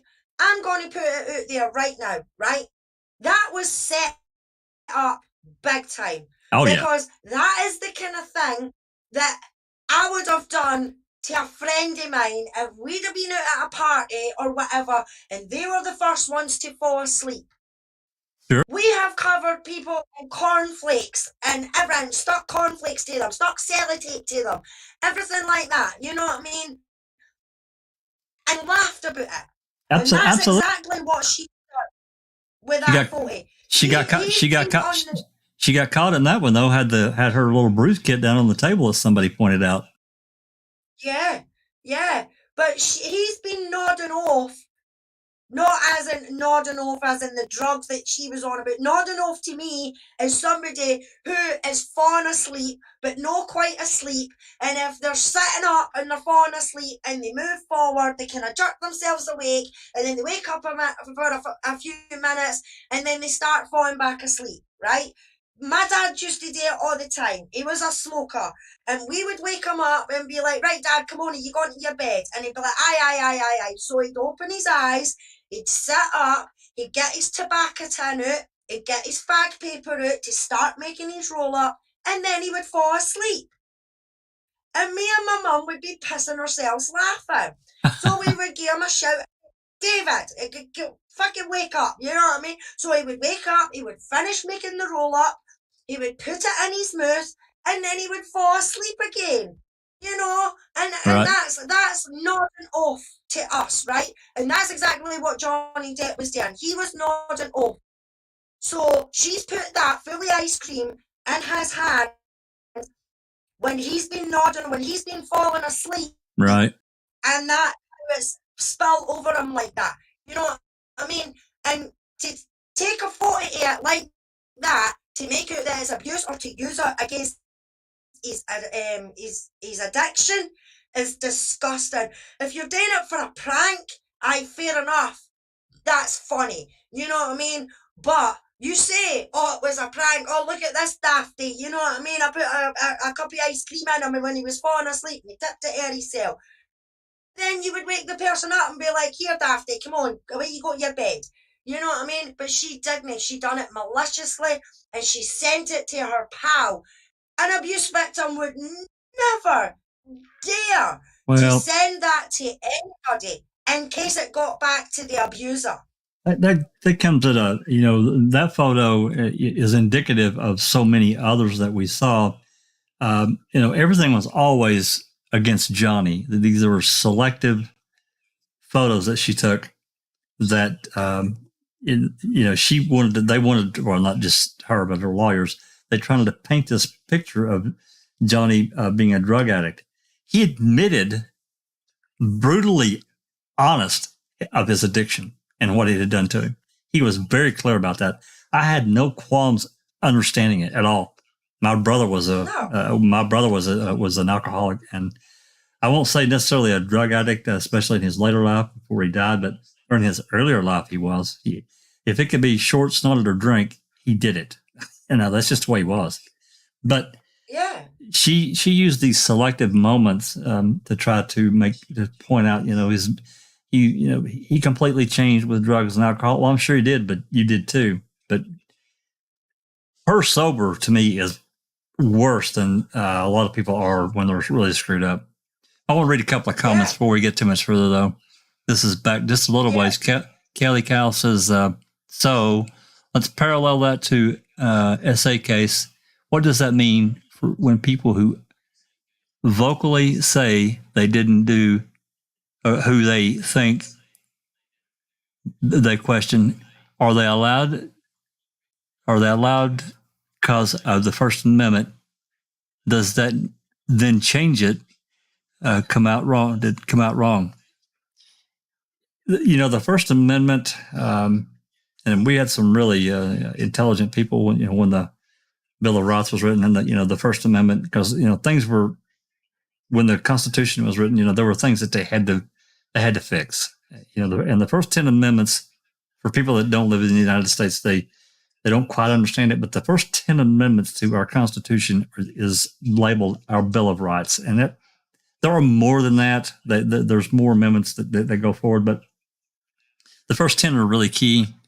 And the right to free speech is a wonderful thing, but you can't abuse that. It's just like any other right. You can't abuse that right. It's like the Second Amendment, the right. It doesn't really say right to own a gun, but okay, let's just say that it does. Let's just say the legal standing is right now. If you're an adult over the age of 18, 21, whatever, depending on the state, you can own a gun. But you can't take that gun and then go shoot a bunch of people. And it's still, there's a responsibility around each right these rights of the amendments that we have. And she abused that right, I think, personally. Yeah. It's a consequence. Yeah, I mean, I can go out and call anybody a cow, a bastard, a swine, whatever, you know what I mean? But for me to go out and say, oh, they just punched me in the mouth, right, when it never happened, that's completely different story. It's the same as if I call somebody a bastard or a swine or whatever. Right. I could get a punch in the mouth for that. You know what I mean? Right. It just depends. Rhonda, did you have? I'm sorry, Rhonda. Were you trying to say something? I'm sorry. Yeah, no, you're fine. I wanted about the First Amendment. So the First Amendment gives you the right to free speech, but that free speech does not give you the right to say things that will endanger or defame or harm another person. So right. when you're saying things that are defaming or harming or endangering another human, you can't, that kind of negates your free speech. So which is what she did when she wrote the op-ed, and then any other BS that she went out and said, because it was defaming somebody and it was harming somebody intentionally, with malice. Yeah. So that becomes then not free speech anymore. That is not protected under the First Amendment. Correct. And then I just wanted to say one other thing, kind of going back just a little bit, because I just got home a few minutes ago. Yeah. But I was listening while I was driving home. I was listening to you guys and I couldn't comment, but I don't think you can share it because we know how litigious apparently TMZ is. And they were the ones who posted this video, but I put a video in the Johnny Depp room. I'll have to relink it because it's pretty, or pin it or something. But anyway, it's a short video clip of Amber Portwood, who was a teen mom. I don't even know what season or whatever, but I remember watching this episode, and this teen mom, I think at this point she was 17 or maybe 18 years old. She was 18 now that I think about it, beating the shit out of her baby daddy. And it was on MTV, and MTV just kept the cameras rolling. And it was so disturbing to watch because it's shocking, because this guy's a big guy. Her baby daddy was like, 350 or 400 pounds, and she's shorter than him. He's bigger than her, and he's just cowering, up against the wall to, just letting her beat on him. It's horrible to watch. And that was about, I want to say, about 10 years ago. So, like I said, because it's from TMZ, I don't think we can play it, but just go check it out in the Johnny Depp room. It's horrifying. Yeah, The Rhonda, I good, watched that earlier on. It wasn't very good, and it makes you wonder if it was the other way about, they would have definitely have stepped in. yeah, probably, because that was disturbing to see them just rolling the cameras without. They were living in Indiana at the time, and MTV did turn the tapes over, I guess, to law enforcement, and she did end up she got charged for felony domestic violence, and she spent about 18 months in prison. Thank God, because Wow. if it hadn't been on TV like it was, she may not have, um, you know, been charged or whatever. Who knows? But I, I just remember, as time was going on in the series, thinking, when are they going to arrest her ass and put her in prison? And they eventually did. And this Amber Portwood had been diagnosed with borderline personality disorder.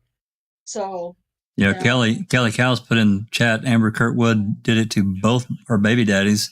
She yeah. Yep. she took an axe to the second one. Holy shit!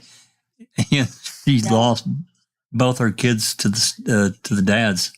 Wow. I knew she was beating up on the second dad too. I didn't know about the axe story. But yeah, take her babies away from her, but put her ass back in prison. Clearly, she is not functional in society. See, if that was a man that had did that, he would have got 10 years in prison for it. Oh, easy. Oh, easily, if not more. Taking an axe to a man taking. I'm sorry. Go ahead.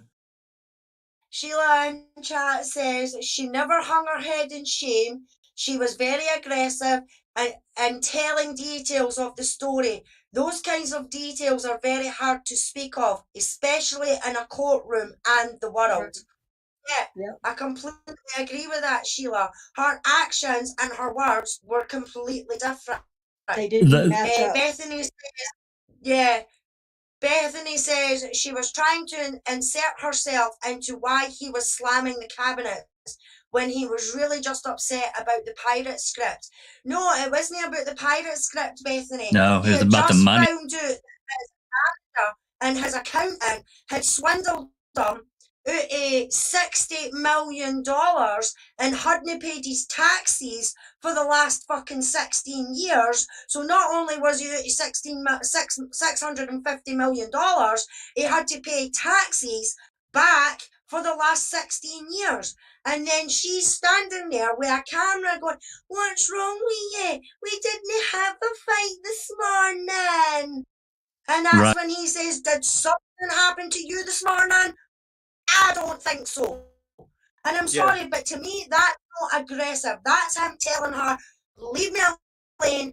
Nothing happened to you this morning. Just don't fucking rile me up." You know what I mean? I'm no interested in it. But she continues with it, and she puts the cup in front of it. And while saying these bits weren't in the TMZ video that she leaked, she edited that bit out, and she edited the bit out at the end and just sent them Johnny smashing up the cabinets. That's right. If that's no intended, then what is? Well, I don't think. Basically, after finding out what actually happened to Johnny that morning, him just finding out effectively that he's just lost $200 million, what he did to that kitchen was relatively tame. Oh, it was nothing. I probably would have. I don't know what I'd have done. I'd be insane. And finding out that your accountant didn't pay your taxes for the last almost 2 decades. Seriously? That's terrible. That's terrible. Yeah. Antagonize him by saying, "What is it?" That's what I said. She could have left the camera off and walked over to him and said, "Hey, what's wrong? How can I help you, baby?" If she really loved him and wanted to help him. That was never her intention, and her intentions were very clear. And I think the jury saw that, and I'm glad they did. Yeah, anybody with a bit of empathy in them would see their partner like that and be worried about them. Absolutely. Yeah. Yeah.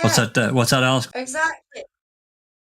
Kelly calls in chat, says, I don't think the coke on table was staged. I generally think she was taking pics and sending it to a friend, showing them how her morning was about to start.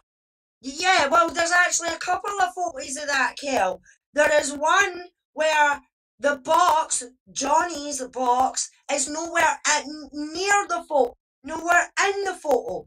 And Right. then there's the photo where Johnny's box is in the photo. So the one that's without Johnny's box, yeah, I do agree. That is the one that she's sent to her pals and went, oh, look what we've got, look what we're starting, we're partying, you know. And then they thought to themselves, oh, we could frame this for Johnny. And then that's when they put the box and everything like that. And because they moved things on the table, everything like that. So I saw 9. I think I saw 9 versions of that photo where things had been moved and altered. Yeah.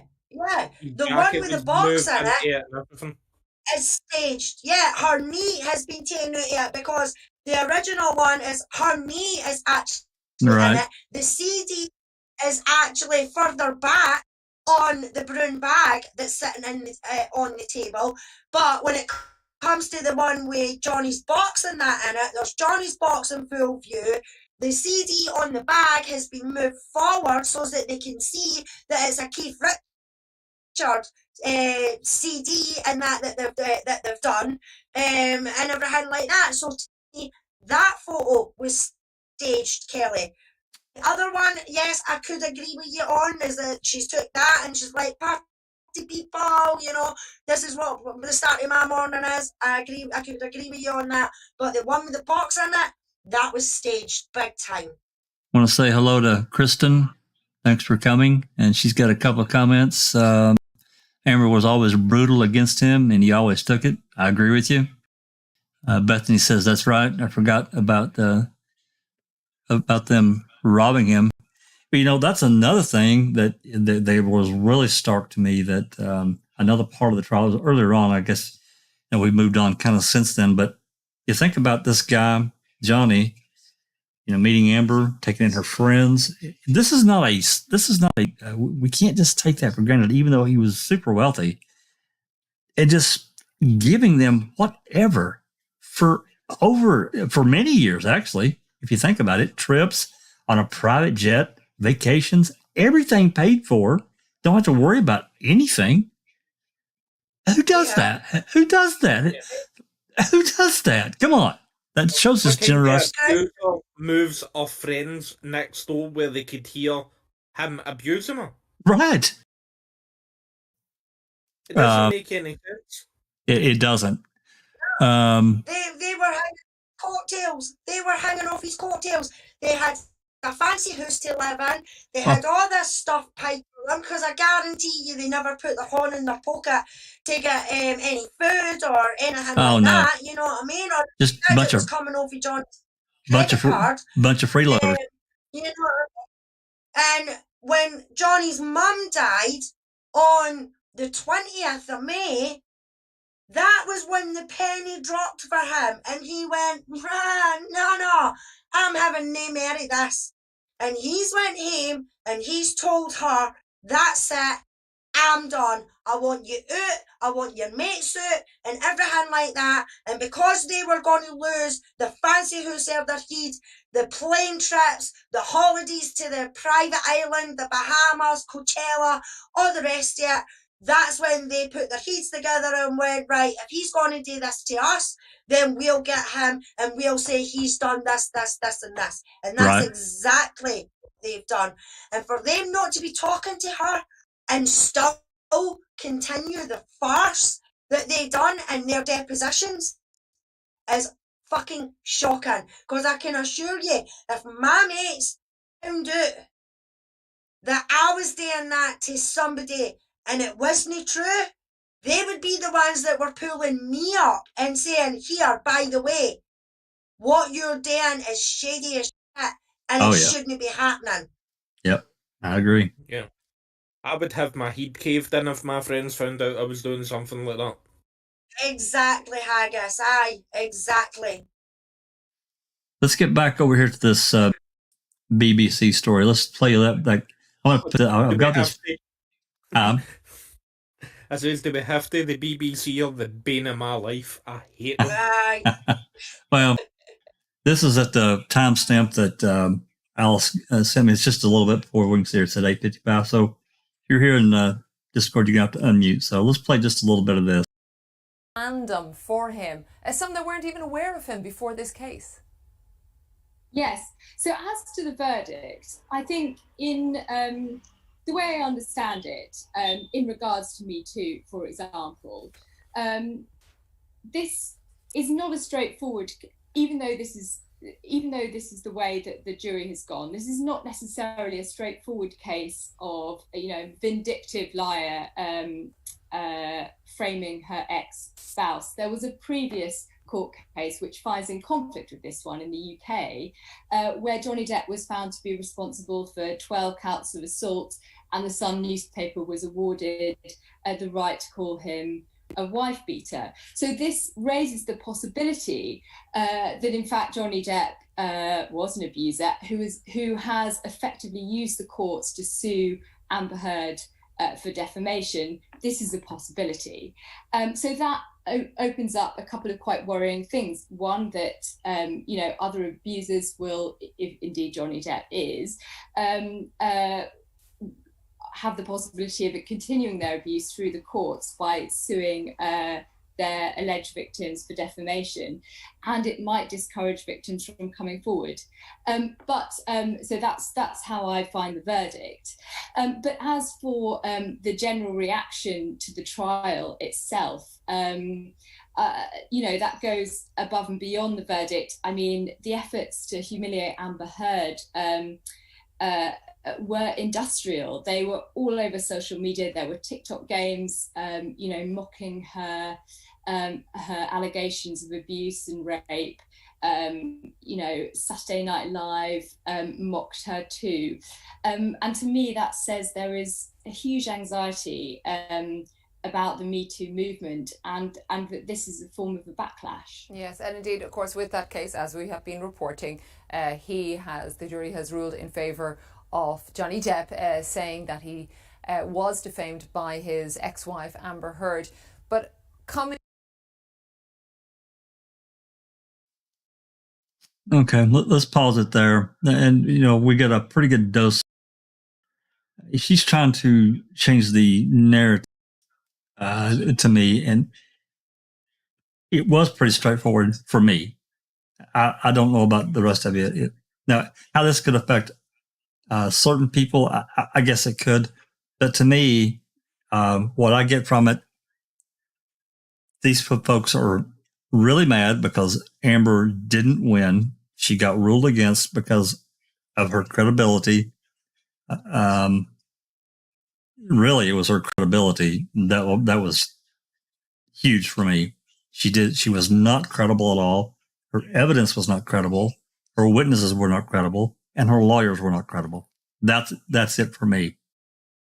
Yeah, Jack, but that's just it though, Jack. We all seen it with our own eyes. We all heard it with our own ears. You know what I mean? We watched it from day one. Some people were following the UK one, like Claire and Auditon that I was watching it on.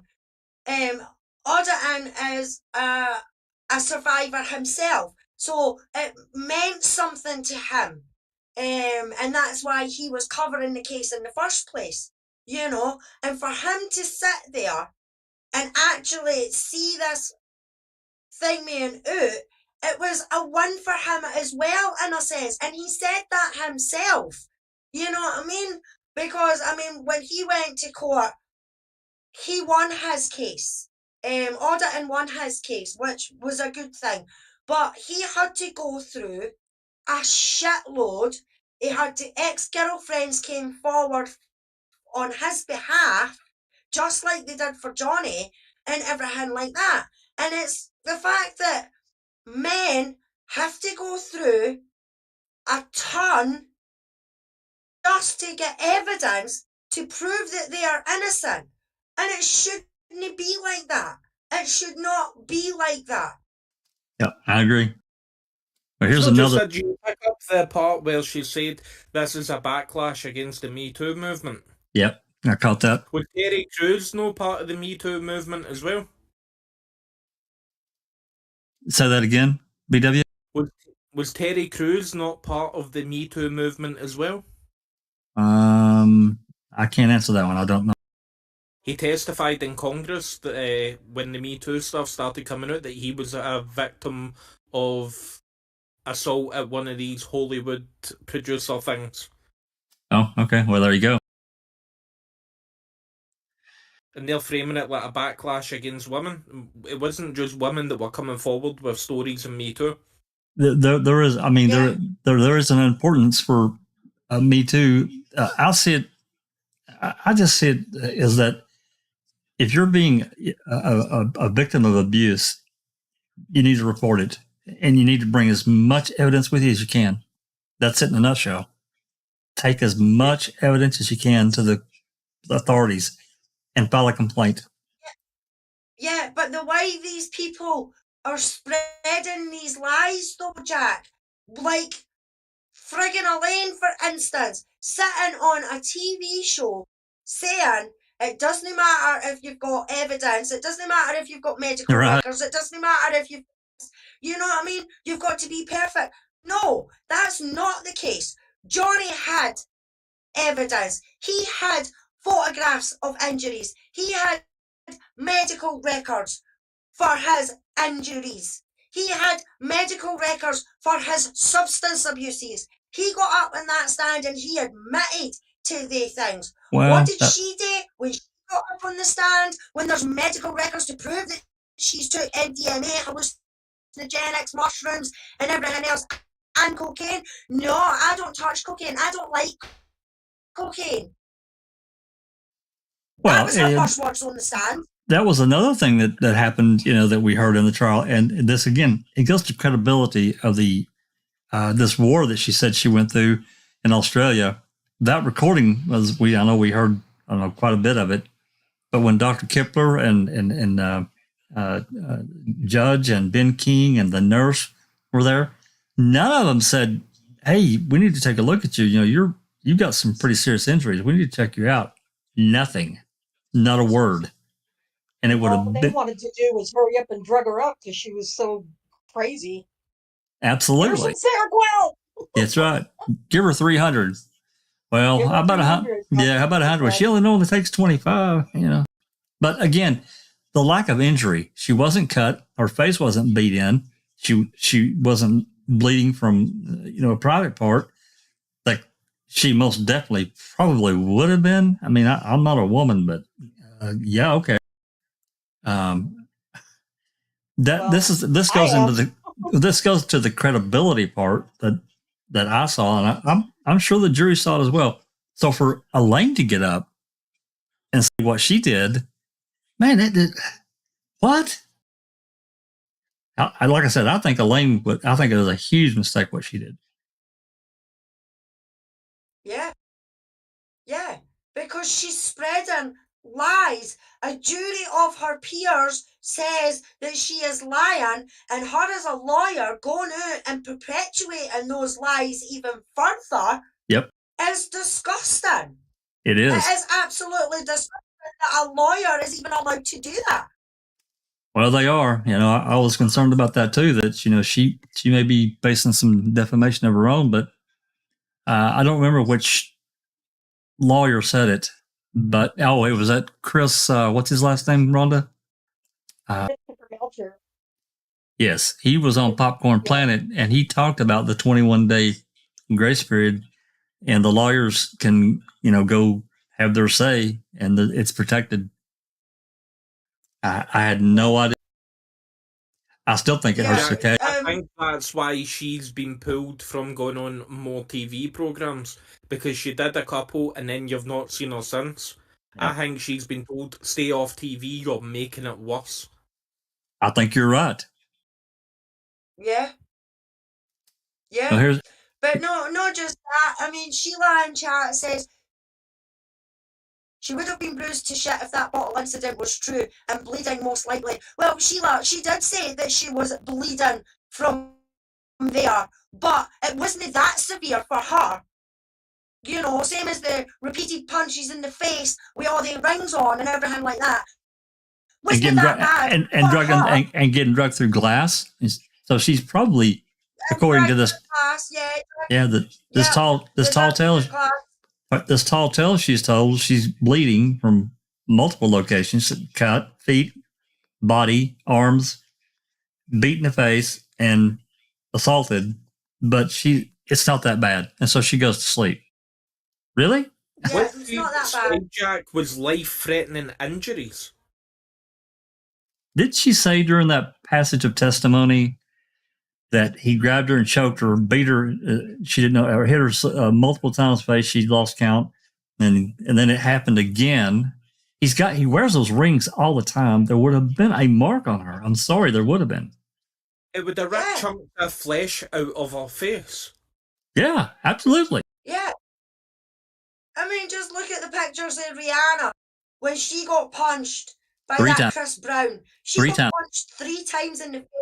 Her face on the right-hand side was swollen that bad that lassie had to cancel concerts and TV appearances, everything, until the swelling and the bruising away. But yet she can go on the James Corden show the day after this is supposed to have happened.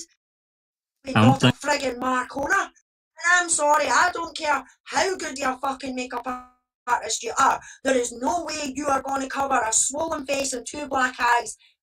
Not short of having some Lucasfilm special effects. You're not. Yeah, I think Rihanna said it took 6 weeks for her face to fully recover from that. It did. Yeah, exactly.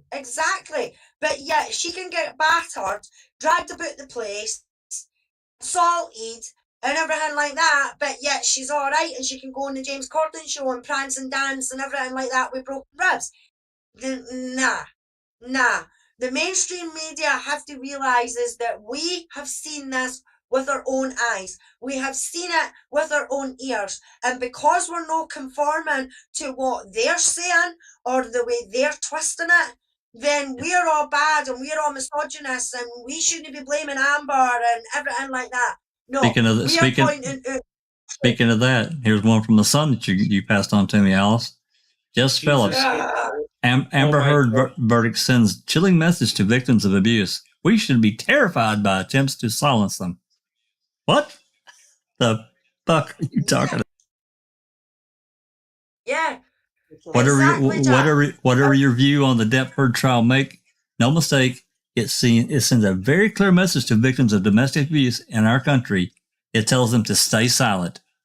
No, it doesn't. It tells them not to lie about it. Yeah. Exactly. And that's what they should be printing. They should be printing Amber Heard lied under oath in court. This is what not to do. And got caught. You know what I mean? Aye, exactly. And got caught. Don't go lying to get a case against another male. Period. I don't care who you are, whether you're a celebrity, whether you're an average Joe on the street or an average Joanna, whatever. Do not go making up lies about a male when nothing has ever happened, because it's not your life you're destroying. It's his life, his family's life, his parents' life, his kids' life, the lot. And these men cannot destroyed the reputation. It destroyed his career. It destroyed his career. At least at that point, it did. I think that, but I think he's going to come back. I think he's going to come back from this. Yeah, I think Jack can speak to this as well as me. All a man has got nowadays for him is his reputation. Once that's gone, a man has nothing. Yeah, that's right. Yeah, it's going to get to the stage. I swear to God, it's going to get to the stage where young men or men are going to have some sort of questionnaire if they ever go on a date or anything like that. Or they're going to have to get a chaperone or something like that, so that they have got proof and somebody there that can back up their story that nothing happened. Well, you gonna wear And a Go? it's not You gonna wear a GoPro your entire life and digitally record every movement that you make? That's a horrible place to have to think that you're going to have to live your life Well, because of things like that. Jack, right? We had a case a wee while ago where a man was taken to court by a woman who said that he said something to her on the subway and brushed up against her in a sexual manner. And she was believed and stuff like that until they released the CCTV imaging from the subway, and the man was nowhere near her. Wow. See, okay, here's another one from The Sun.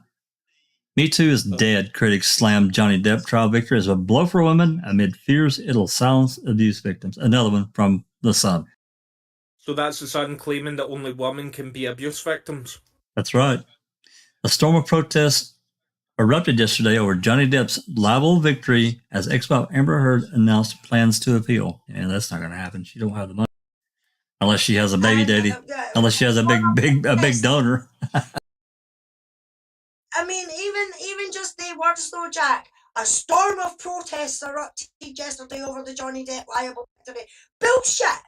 I have not heard one report of riots or protests or anything about the verdict of Johnny Depp, apart from praises and cheers that she's been proven to be a liar and that he is innocent. He's on tour. Johnny's on tour now with Jeff Beck across the UK. He's been in England. He's been in Manchester. He's been in Sheffield. He's been in Glasgow, and everything like that. That man has had standing ovations. He has had the crowd cheering. Johnny is innocent. And the whole crowd in Glasgow. I saw a video. I saw a video of him driving. Yeah, he was in the car, and they were driving away from court, and it was going and going. There were still people lined up on the side of the road cheering and waving at him, and he was waving back. It was like, what protests are they talking about? I haven't seen anything.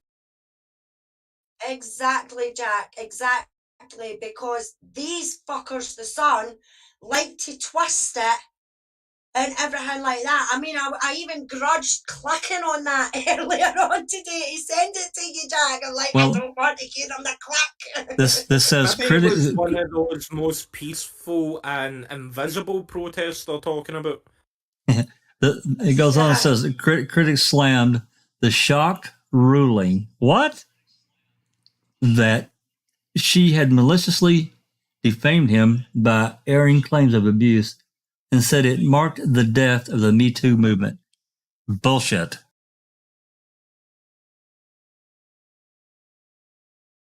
Oh. Yep. And this is what I mean. You know what I mean? This is what I mean with headlines and that like that.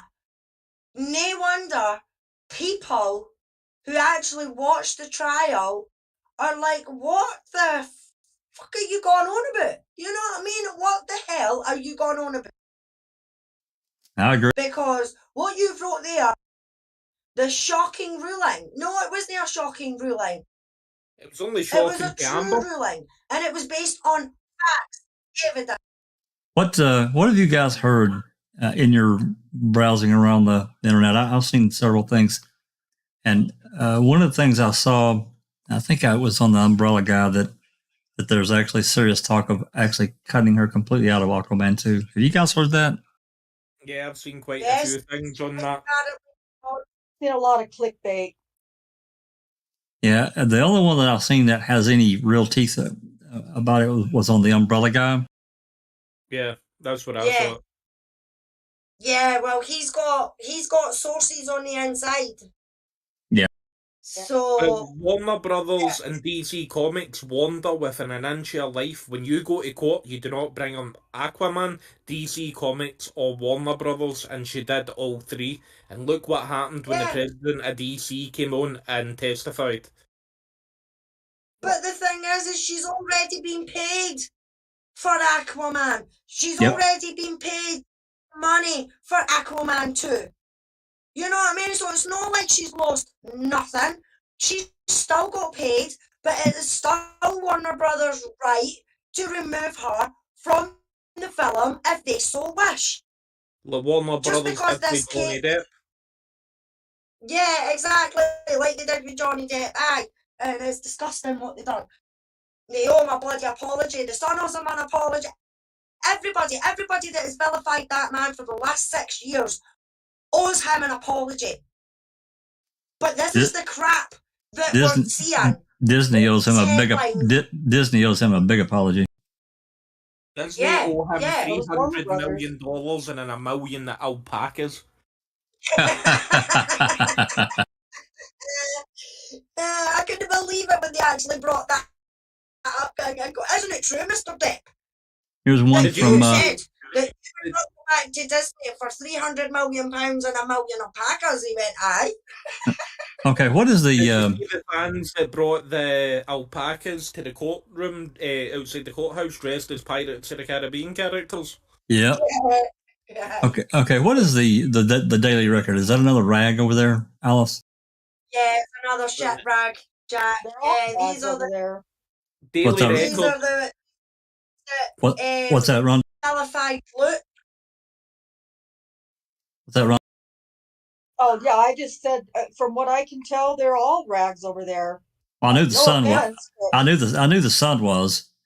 Put it this way: even cats refuse to shite on the Daily Record if you put it in a litter tray. Oh my god,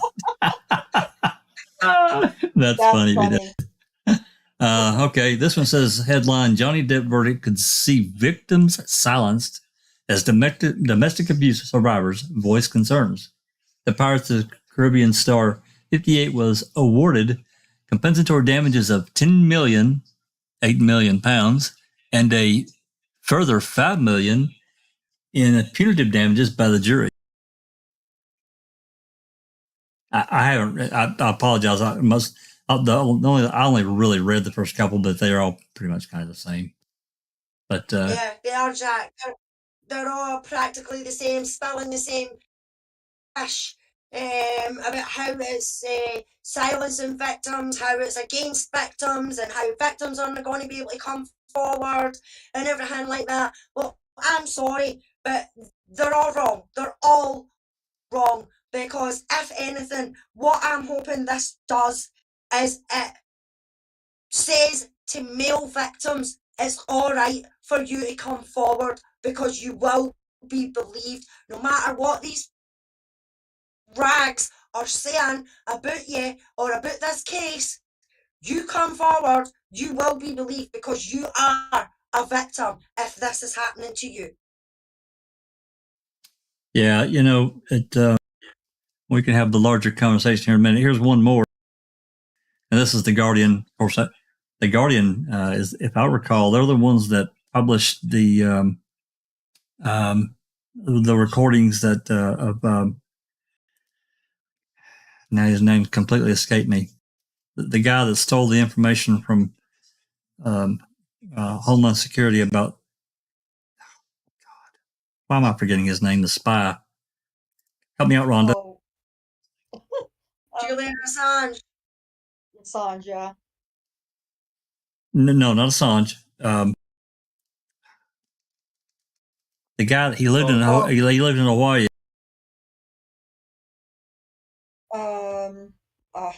Fled to Russia, but he had the recordings, or he had the Edward Snowden. Snowden. Yeah. Didn't the Guardian's one that published that stuff, right? Am I remembering that correctly? Oh, I don't know who published it. I'm pretty sure it was the Guardian.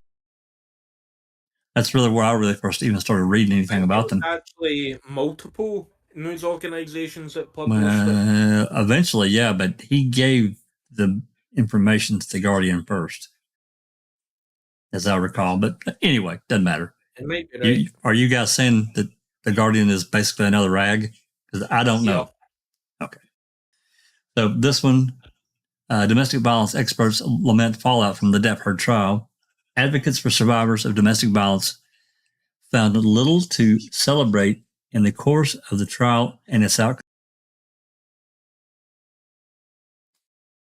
So we'll read a little bit of this one. In one of the most famous and public trials between divorced couple to date, no doubt. All eyes were on Johnny Depp and Amber Heard, two Hollywood actors, once in love, claiming the other committed violence against them.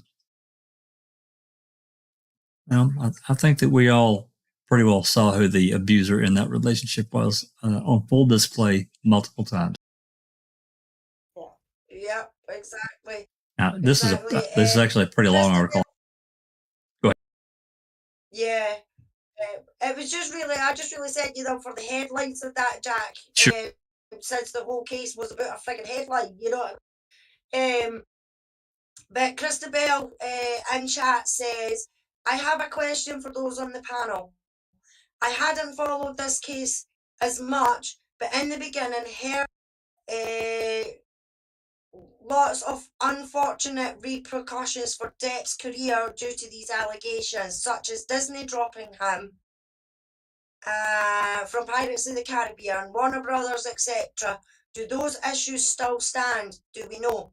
Yes, she did, because she brought out the trio and everything like that. He lost the Fantastic Beasts role in the Dumbledore story because he played Grimwald. He lost Pirates of the Caribbean because of it. No media outlet would give him a platform to stand on to be able to put his own side of the story out there. Nobody wanted to know them. And they put out these allegations without thinking of the consequences for Johnny, for his kids, or anything. And instead of apologising to the man with this court decision, they're berating it even further by saying, oh, now it's detrimental to domestic violence victims and everything like that. They're not going to come forward. They're not going to do this. They're not going to do that. Wrong. This is going to hopefully send a message out there to young women and young lassies and women, period, that you cannot go about falsely accusing a man of doing the most vilest of vilest things and get away with it. That's what the papers and that should be reporting. That's what the mainstream media should be reporting. But no, it's taking places like us on YouTube to put the facts out there and to tell the truth. And they're not liking it. Well, and I think that goes back to the bigger story. And, it really, I think it did really originate in 2016 with the TRO. And you guys can follow along and maybe agree or disagree with my logic. When that happened, of course, it got leaked we know that she leaked it to TMZ. At least that's my allegation. I don't know that for 100% fact, but she owned the video. Oh. She made the video. It's on her device. So unless she gave that device to someone and says, hey, look over here, how would they even know? The video got clipped, got sent, phone calls were made, negotiations were done, whatever. Photographers were sent to the courthouse to take photos of this alleged damage, which we know the next day she didn't have a bruise at all. Nothing. There was nothing there. There was no swelling, no nothing.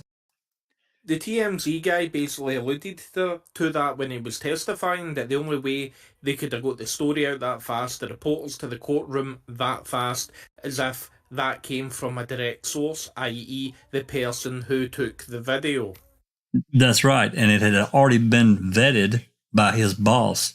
So they didn't have to do anything except take the video, add the bug to it, as he said, and get it posted. He said 15 minutes, he was done. So it had already been vetted and confirmed. So that tells me, and I'm thinking it told the jury and probably everyone else, she's the one that did it.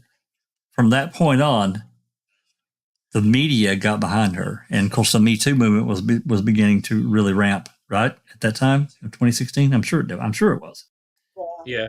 So all this stuff you have to remember too, in her deposition, remember when Camille busted her ass on cross-exam and rebuttal, showing the deposition video where she said she fucked up and said I wanted to let Johnny know before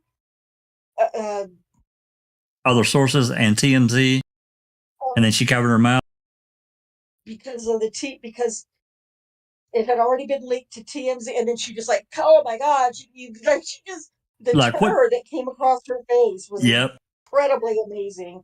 I just wonder if I should risk playing that, because that is such a golden moment. Oh my God, that was beautiful. It was golden. Yeah, because you could actually see the "oh fuck" coming across off face. Absolutely. Yeah. Covered her mouth and then tried to wipe her face like she was like whatever, you know. But you could clearly see she didn't want that out there. Yeah, you know. But again, moving forward, all this stuff is written. The press has really gotten behind her in this movement of, you know, victims of domestic violence not being believed. I get it. I think we all get that, and it does happen. It's probably happening to this very day, and that's wrong, and that needs to stop. But nonetheless, now it's come out that, well, it didn't really happen like Amber said it happened. Things didn't go like she said it went, and that God, we can't come along now and say we didn't really investigate and find out how wrong we really were. They can't. So they're doubling down. They're blaming YouTubers. They're gaslighting this verdict. They're basically throwing everything that we all witnessed during this trial completely. They're trying to throw it out the window, and I don't like it at all. Yeah, because it's the believe all women, Jack.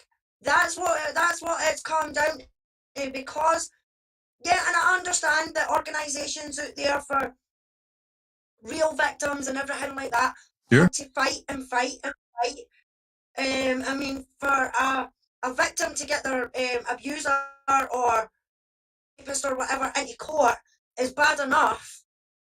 You know what I mean? So, yeah, believe women, but not believe all women, because there is women, and this is coming from a woman. There is women out there that will twist it and use it to their own narrative. Sure. Just like she has done. She Absolutely. thought that this was going to propel her future, her career, everything like that, because everybody got behind her the last 6 years and been, oh, poor Amber, you're a survivor. And she fought and fought and fought, even her lawyers fought, not to get these cameras in court. Absolutely. And now we know why. Absolutely. Now we know why she did not want these cameras in court, because she's been made out to be the liar that she is. And I'm going to keep saying it, because the mainstream media aren't saying it, but Amber Heard is a liar and she is an abuser. I don't know how many people have seen this little clip here. Have you guys seen this? Rhonda. Dr. Schmiegel? No. Oh, that's another thing. I don't know if you guys have seen it or not, but I saw a clip earlier. Apparently, there's another Dr. Spiegel that's a psychologist, and the thinking is that Elaine called the wrong guy. Seriously, because this other guy is an expert in PTSD and these actual things that they said that Amber had. They're thinking that they got the wrong person. Seriously. Well, maybe they tried to get him, Jack, and he turned around and said, not a chance. And they're like, well, let's go with the other one and just tell Amber we got Dr. Schmiegel. Maybe. I don't know. I just saw that, though. I'm going to play this clip here because, you know, it's quite telling, and it's funny. I'm sorry. It is. So I'm going to play this. So you guys here on YouTube, you probably got to unmute to hear it. I mean, in Discord.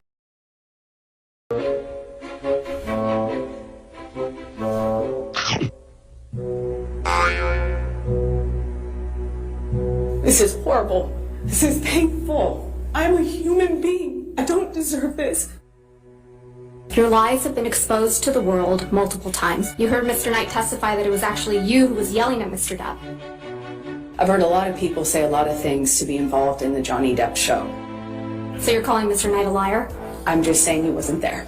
I am harassed, humiliated, threatened. Objection, Your Honor, non-responsive. People want to put my baby in the microwave. And Your Honor, I would also ask that you instruct the witness to please stop talking once I lodge an objection. Just if you could just answer the questions asked, okay? Thank you, Ms. Heard. Emotional damage. You've seen this photograph before, right? There's no bruise on your face in this picture, is there? I disagree. Obviously, there's a bruise on my face. It's covered by makeup. This metadata next to it is so that... Ms. Heard, there is no question pending, and I would appreciate it if you wouldn't be making argument to the jury. Sorry, I thought you had asked me about it. No, I didn't ask you about anything. TMZ owns the copyright to the cabinet video. You edited out the portions that made you look bad before sending it to TMZ. I wanted to leak it. I could have done a lot more with it. I thought you testified earlier in this trial that you didn't know how to leak things. It was at this moment that she knew. She f***ed up. I don't. Again, you're very wrong. You didn't expect Miss Moss to agree to testify. I know how many people will come out of the woodwork to be in support of Johnny. He is a very powerful man, and people love currying favor with powerful men. That's why I wrote the op-ed. Helicopter, helicopter. Curry favor and commit perjury in this courtroom? Excuse me? I didn't hear your question. You didn't hear my question? We'll move on. Promise me.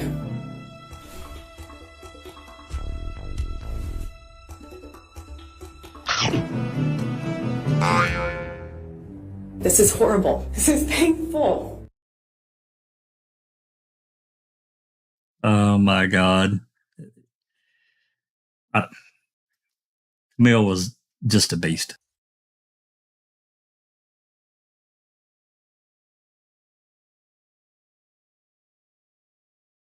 Oh,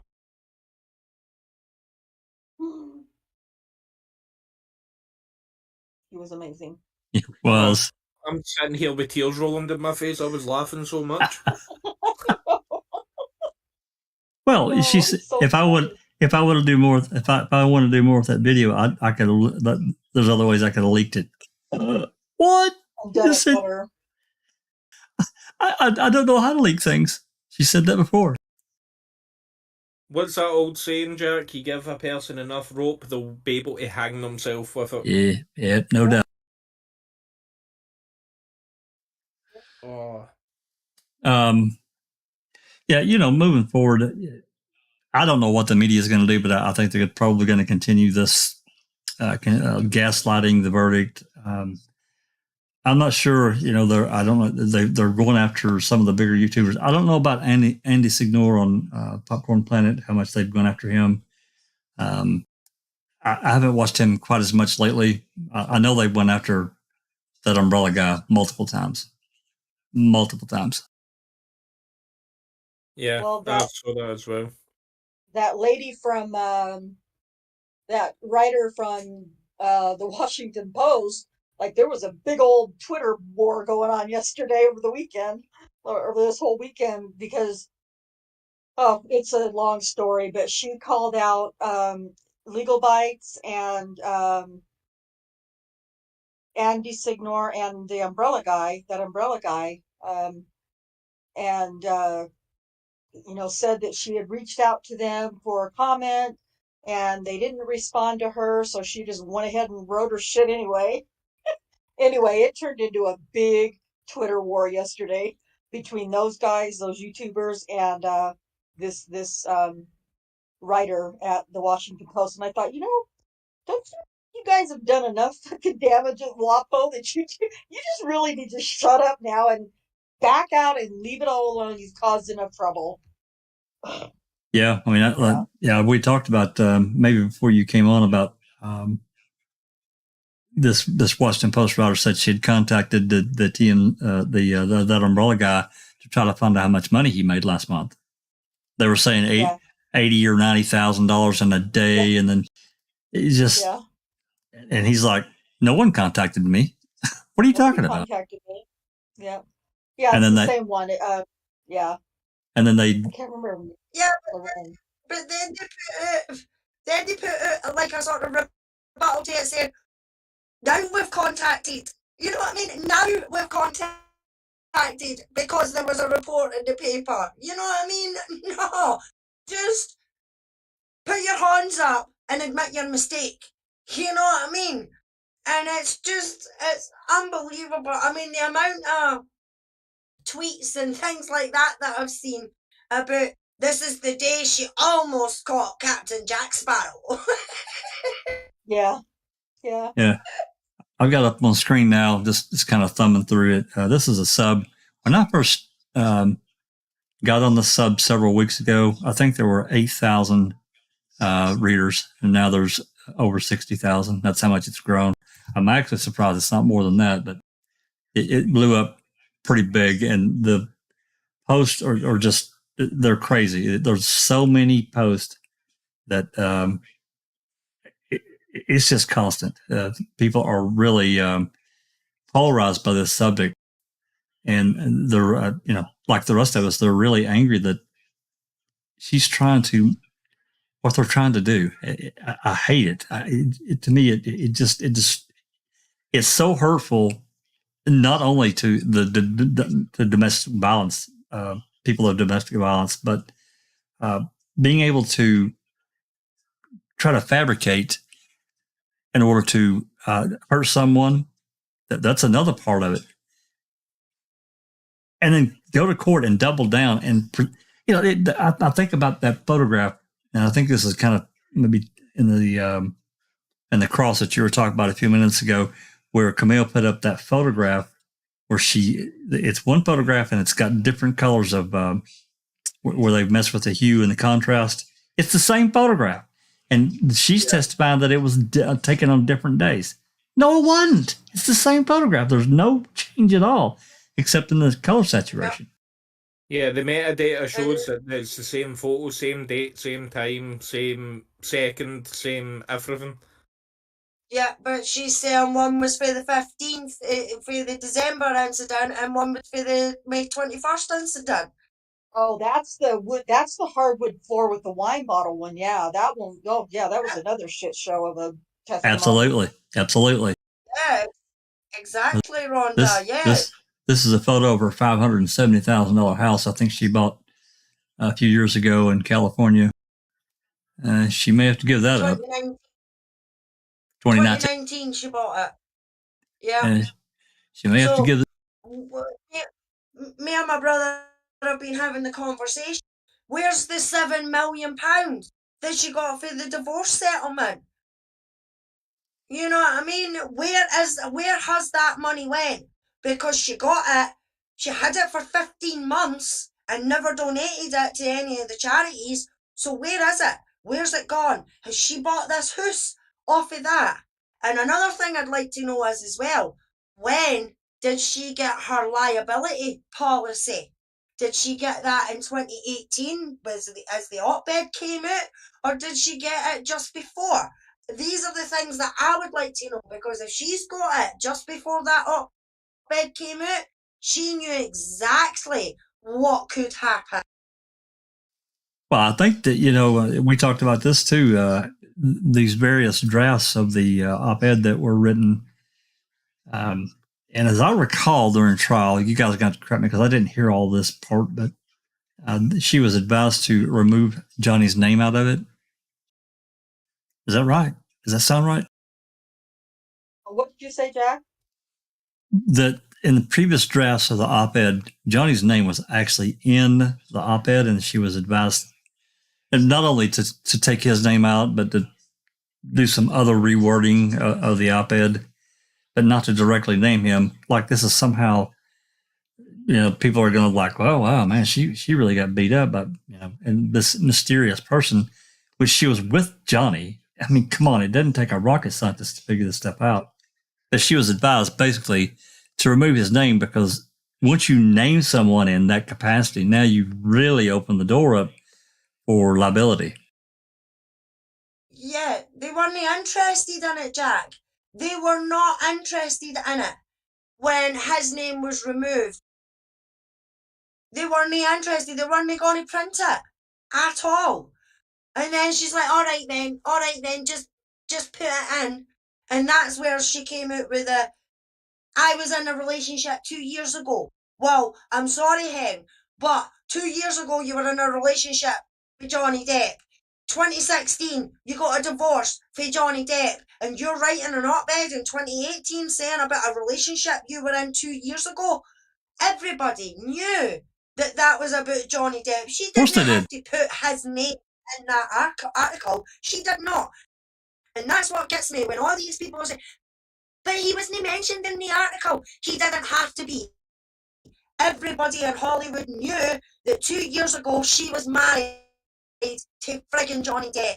So of course it's about him. If she just says, and I was in a relationship 10 years ago, you know what I mean? It might have been a different story, but she didn't. She said 2 years ago, which meant Johnny Depp. Anybody with common sense can put two and two together and come up with 4. No, 2 and 2 together and come up with 24. You know what I mean? This is another story that's going around. I don't know if you guys have seen the video. It's the court reporter. She had, when after trial was over, she had went somewhere and her equipment was locked in the courthouse, and she went back to get it, but she didn't know the court it was locked up. But the Johnny's lawyers, I guess, were able to get her inside so she could get her stuff. And Johnny hugged her, and it was nothing, But they tried to make this big deal out of it, like she was partying with Johnny and his team, and that's not what happened at all. Not at all. No. And Doc's got a question. Did any of the mainstream media support Johnny from the start? No, Doc. Not as far as I'm aware. Not that I'm aware of. They all vilified him. They all vilified him. They all went against him on her word. Yep, that's right. So, that's, for me, that's a big part of it, the truth. And it doesn't matter if it's this case or the Avery case or, Daniel's case. For me, the driver is always the truth. And their driver, I'm talking about the mainstream media, that's not their goal.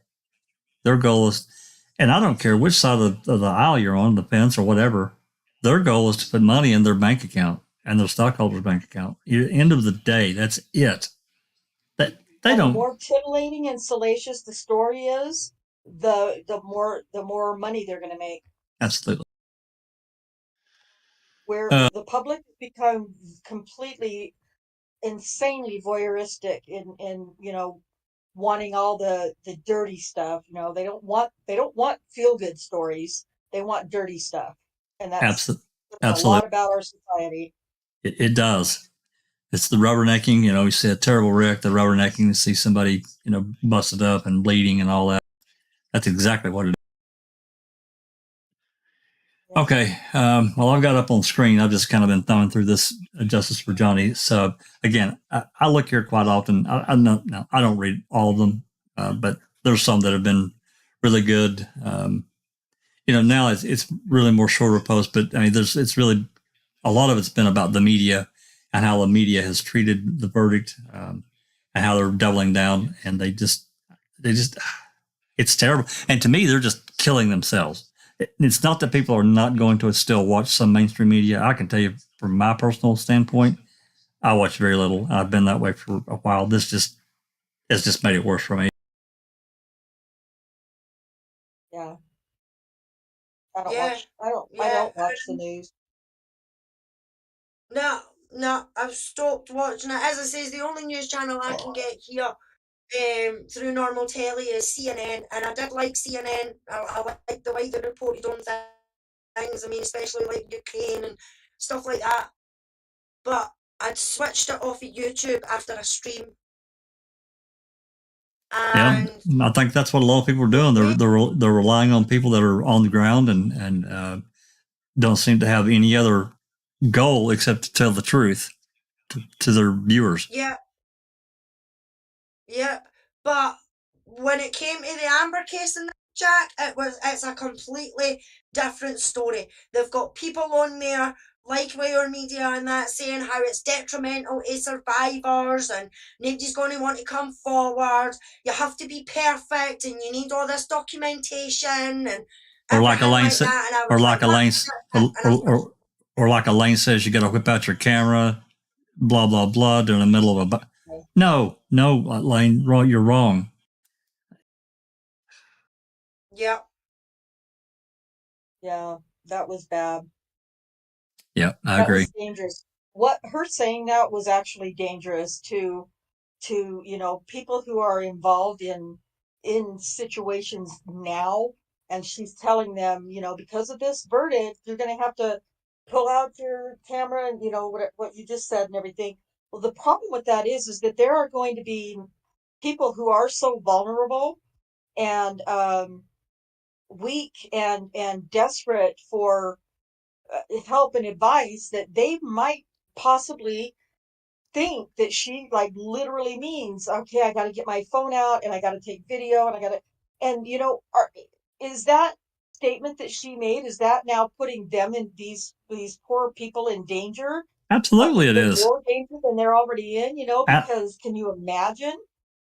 I mean, I just think every single thing she said was incredibly irresponsible. I do too. That's the perfect word. Very irresponsible. I agree.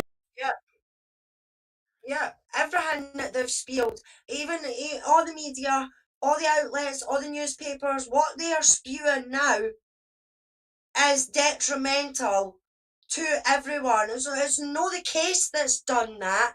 It's these people that are going to be doing that to these victims, by saying that you need to do this and you need to do that. And yeah, Rhonda, you're right.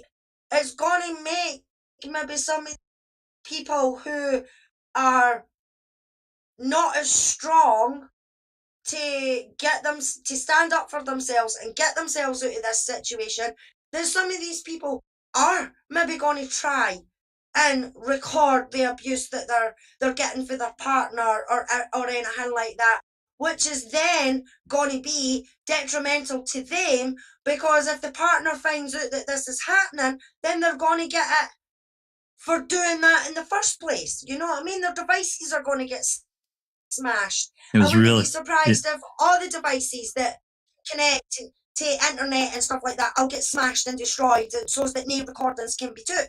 And it's not fair to be putting that. Not only that, but the further violence and beatings that they may receive because they get caught trying to take pictures and record the abuse, that's my fear. I just, it's just. It was highly irresponsible. Go ahead. Very irresponsible. Bethany has a question, and I'm not quite sure I understand, so maybe you guys can answer. She says, do you think this may have something to do with greaseback lawyers quitting? Then she said, not directly the trial, but how deep they can dig to get the truth. Well, Greaseback's lawyer didn't quit. He got fired. He got fired. Yeah, he got Greaseback discharged him. That's in one of the filing papers of the 4 documents, and those documents are shared. I made a community post if anybody wants to read them. They're none of them are long. They're like a page or 2 each. So he fired him. So yeah, and Bethany's right. You have to, and we've said this I don't know how many times, and Neverly and I, because we've worked in situations, in professional situations where we have to write notes and things like that on patients and whatnot. In my training, and even at Walmart, when I worked at Walmart for all those years, if you don't write it down, it didn't happen. I was trained the same way. I was been a floor manufacturing supervisor for many, many years before I had to come out of it. And that's one of the things you're taught. Document everything. Document, yes. I have to do the same in my job, working in the security industry. No matter how mundane it is, I have to document every single thing that happens. Absolutely. If you don't document, it didn't happen. And you can't get around that. And, that was another really glaring part of her case. Her documentation didn't add up to what she said happened. It didn't. There's no way around that. No. even the injury photos and that she's put in, the scratches on her arm and things. I'm sorry, but I've had a bigger scratch off my dog than she had on her arm. You know what I mean? My bloody dogs are. I've got a husky, and his dew claw is bloody massive. And if that catches you, it leaves a big well in my arm, and it swells up, and it's red, and sometimes it can get a scab, just depending on whether he's excited or not, and how the scratches happen. But I've had a bigger scratch on my arm by my dog than she has for being dragged through glass. Nan's Laugh says, do we have video proof he was fired? Well, no, we're not video. We definitely have documentation. Court of law. That's a good one. Dr. Silkman. Yeah, go ahead. No, go ahead and read. Go ahead. Thanks, Doc. Doc says, this case has now set the bar really high in order to conclusively prove any form of DV or SA against someone. One requires impeccable documentation of it. Yeah. Yeah. See, that's just it. If she had the documentation, if she had the photos of the bruises and that, like Rihanna's had, after being punched 3 times, or being punched with all these rings on and everything like that, if that documentation was there, if she told her RN that this was happening and everything like that, then it would be believable. But the things that she has put in as evidence do not live up to what she has said. Well, it's worse than that, because allegedly she took photos of this other stuff, this glass, a little bit of glass on the floor, all that cleaned up, this alleged chunk of hair, which I think was a hair extension, laying in the floor or something that got drug out of the damn drain. It looked, I don't know. Yeah, but she had time to take, she had time to take those photos, but these horrific injuries that she sustained, nothing. Really? Yeah, somebody that's got to document the mundane injuries is also going to document the severe injuries. Yeah. Yeah, you know, I take pictures of my bruises and my boo-boos or whatever you want to, when they're just like, that I caused myself, and show them, look at this, because I'm like, look at what happened. If somebody was hurting, if somebody else was putting a mark of any kind on me anywhere on my body, bet your ass it's going to have 5 or 6 or 8 or 10 photos in my phone of that injury. Absolutely. It's so infuriating.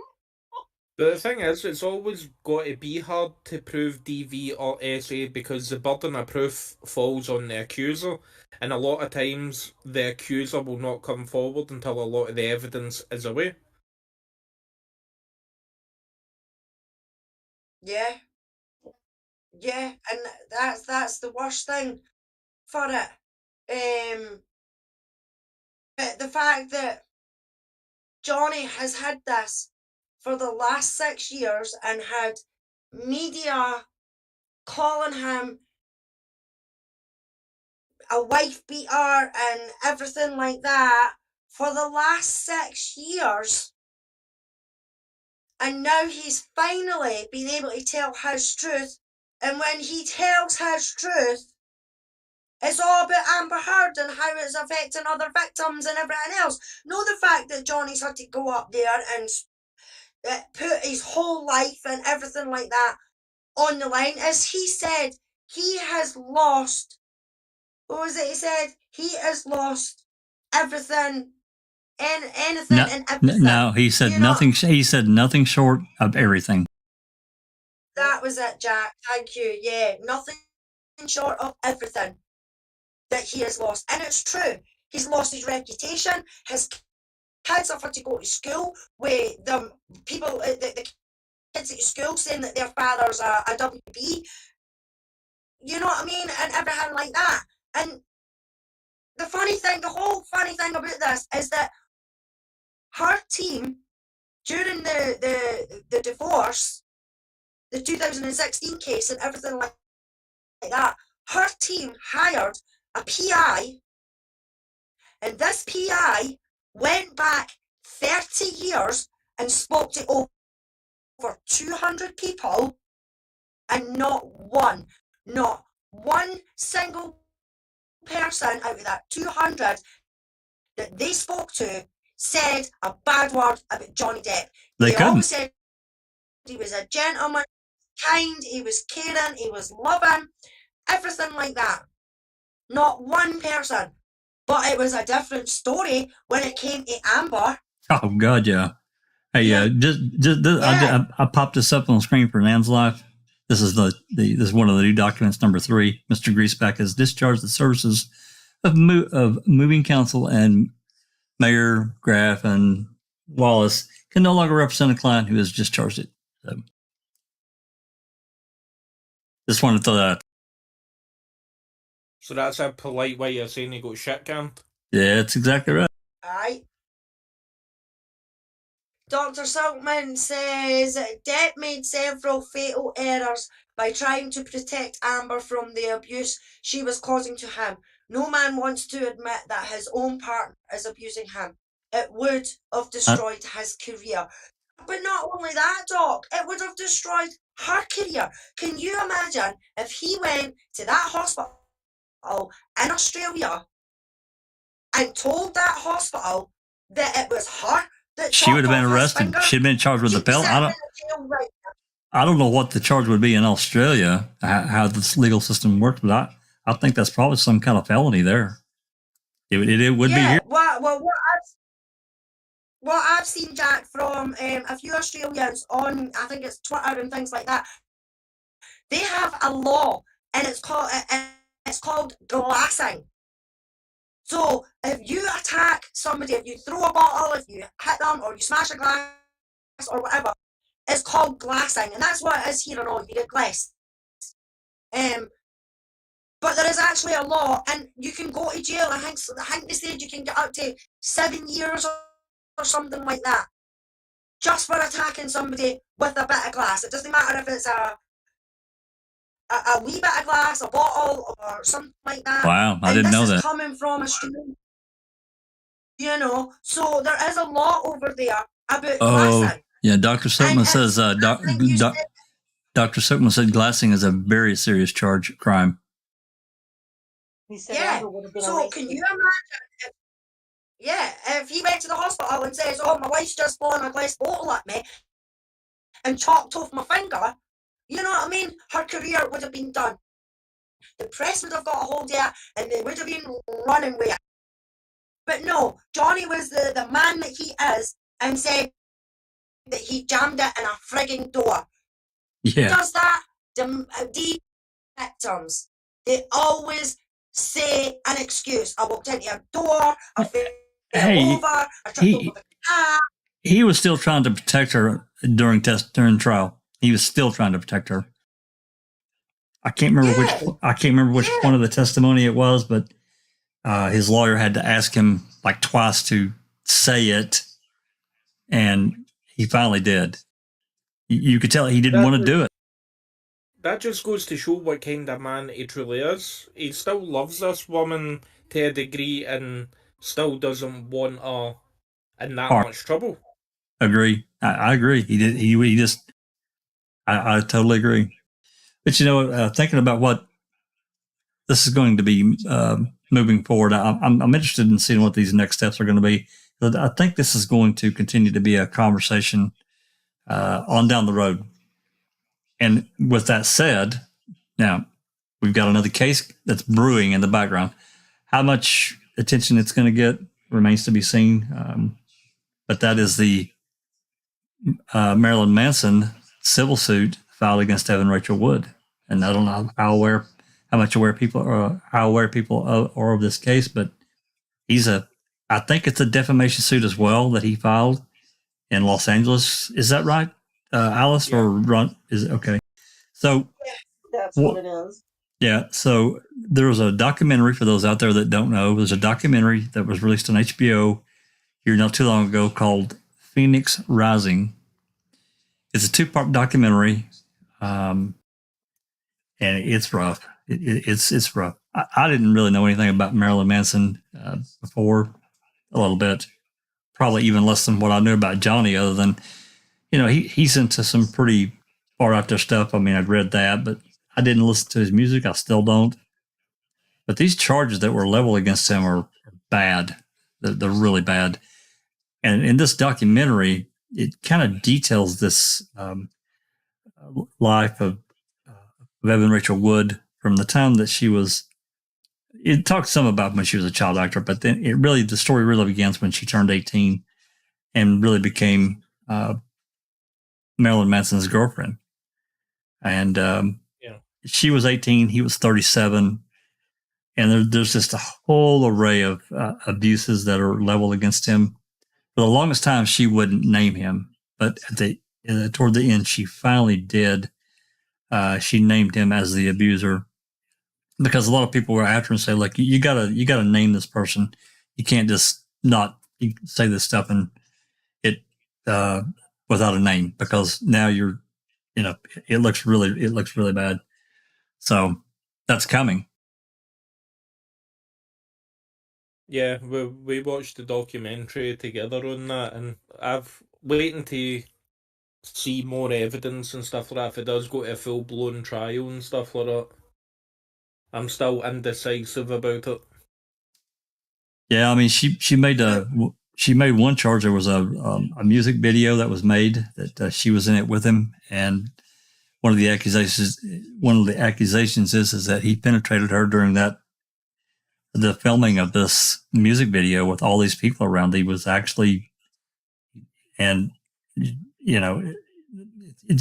rough. It's really rough. And literally, me not knowing anything about, when I watched this, me not knowing anything about Marilyn Manson, I came away from it, man, thinking, man, this guy's a freaking monster. But there's more to the story. That music video that you're talking about is still up on YouTube, and it has 37 million views. Wow. Trying to see if they can see it, huh?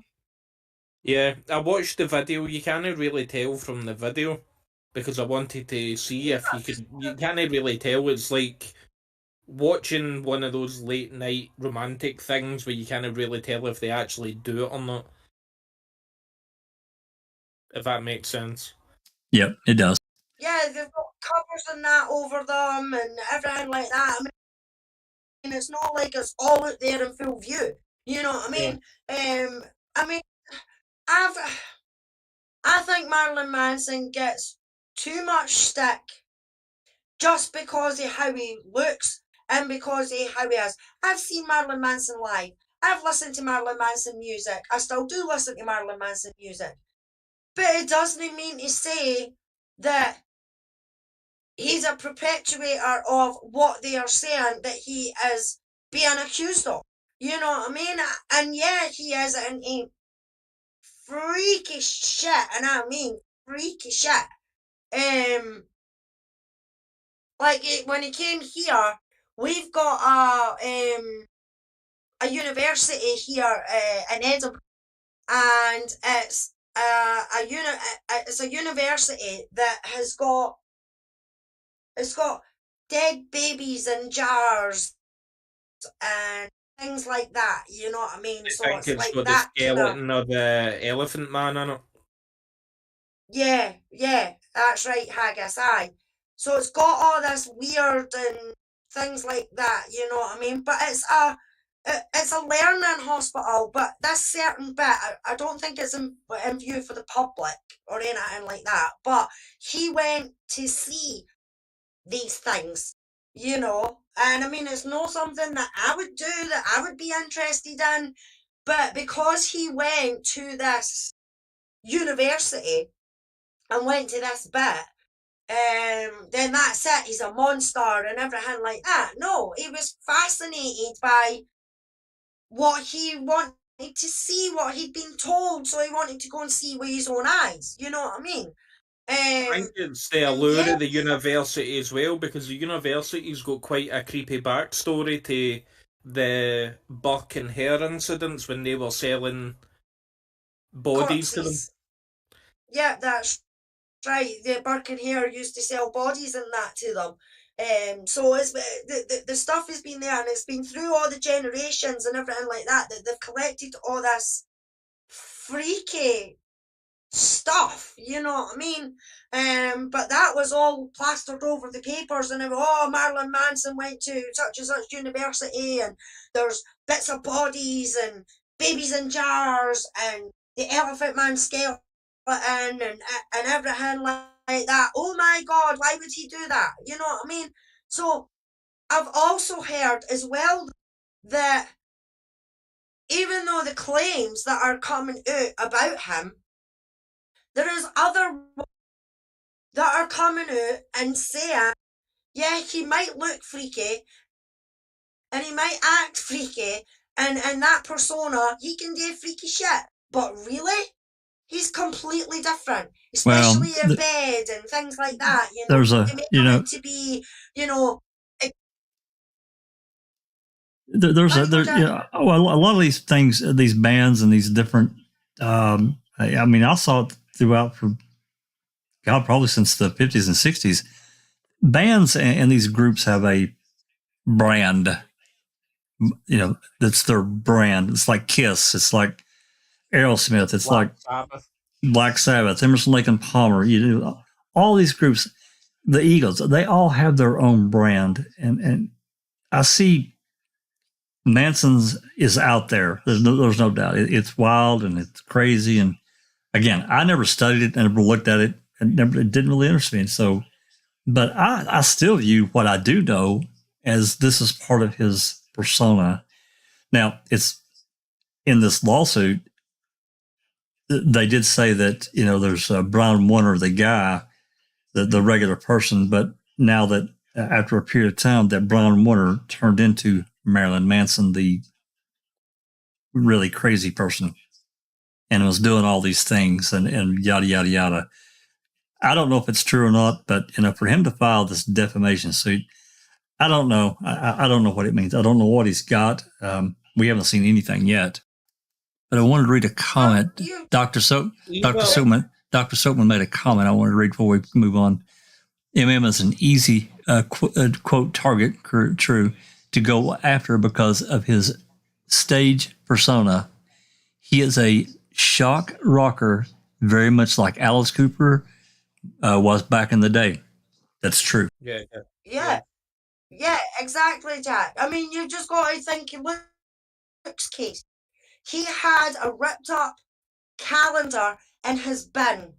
He bought a magazine that had a free Manson CD after Jodie's murder because it had Jodie's favourite song on it. So he had one CD of Marilyn Manson that he only bought because Jodie liked them and her sister and everything like that. Not Luke, but they jumped on that. Oh, he's a Marilyn Manson fan. So if he's a Marilyn Manson fan, then he's done this. You know, there was a young girl here. I can't remember if she was from Scotland or if she was from, but Marilyn Manson and Eminem were playing a gig in Glasgow Green, and I went to see them. And just before they were due to play, I think it was a few weeks or a month before they were due to play at Gig in the Green, a young lassie was getting bullied at school because she was a goth and she liked Manson and everything like that, and she committed suicide, and she'd bought a ticket and everything to go and see Manson and everything like that. People tried to blame him for this young lass taking her own life. Right. It was nothing to do with him. It was the bullies at school that was bullying her because she was a goth, because she liked this type of music. You know what I mean? Yep. Well, I'll tell you now, and I'll tell everybody that's still listening. I went to that concert, and do you know that man stood on that stage and he spoke about that young lassie passionately.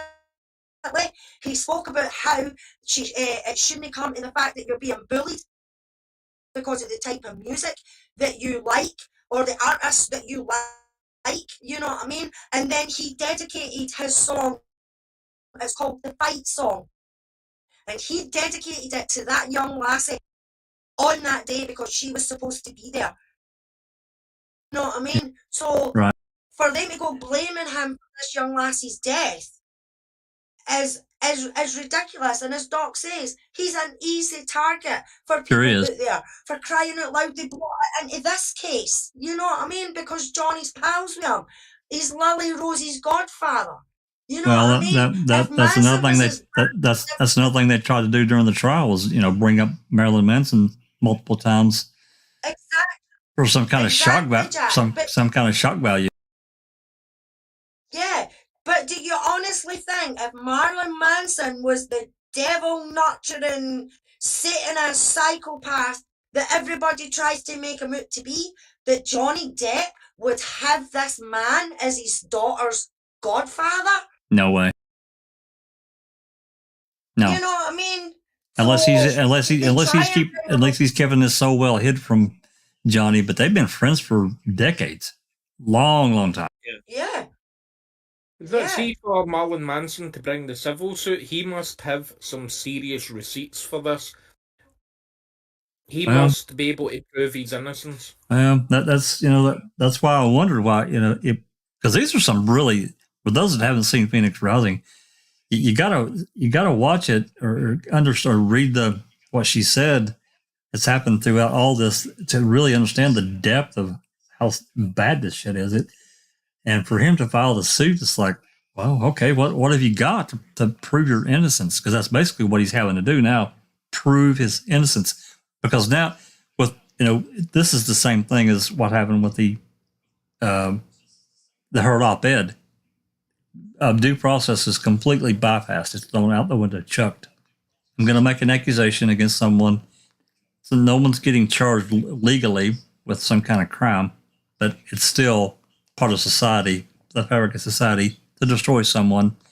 And the punishment is, maybe not as bad as getting locked in prison. It's still horrible. Yeah, you can kind of see both sides of it, because the woman that's accusing Marilyn Manson, she is a much more established actress than what Amber Heard was or is. Yeah, absolutely. And she has a lot to lose by doing this. Absolutely. Yeah, what's Doc saying here? Doc says, I went to see MM in concert with my daughter and her friend. It was a brilliant concert.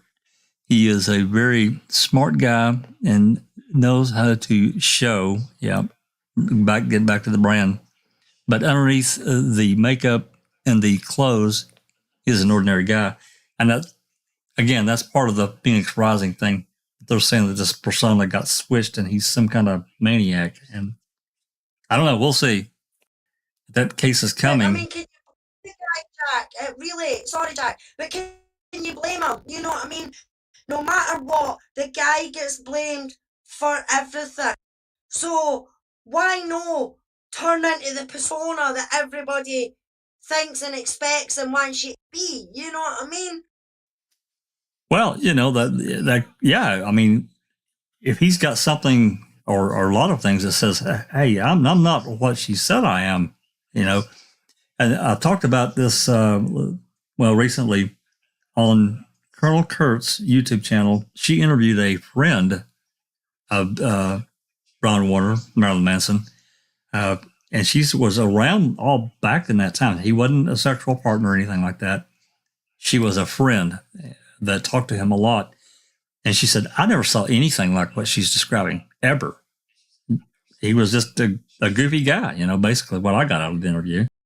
He was very direct and, so I don't know. Look, Marilyn Manson was married to one of the most famous burlesque dancers there has ever been. And she's not said anything about this so-called other persona. Yeah, it's interesting.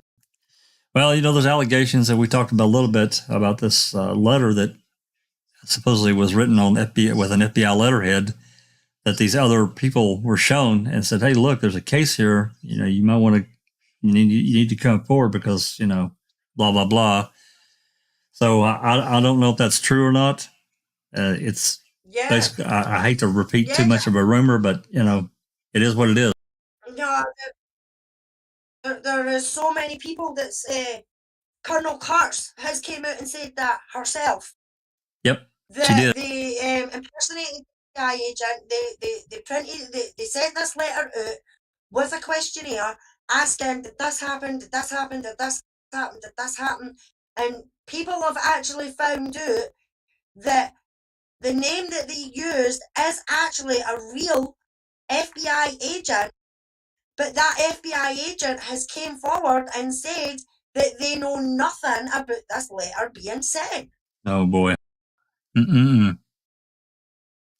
Well, it'll be interesting.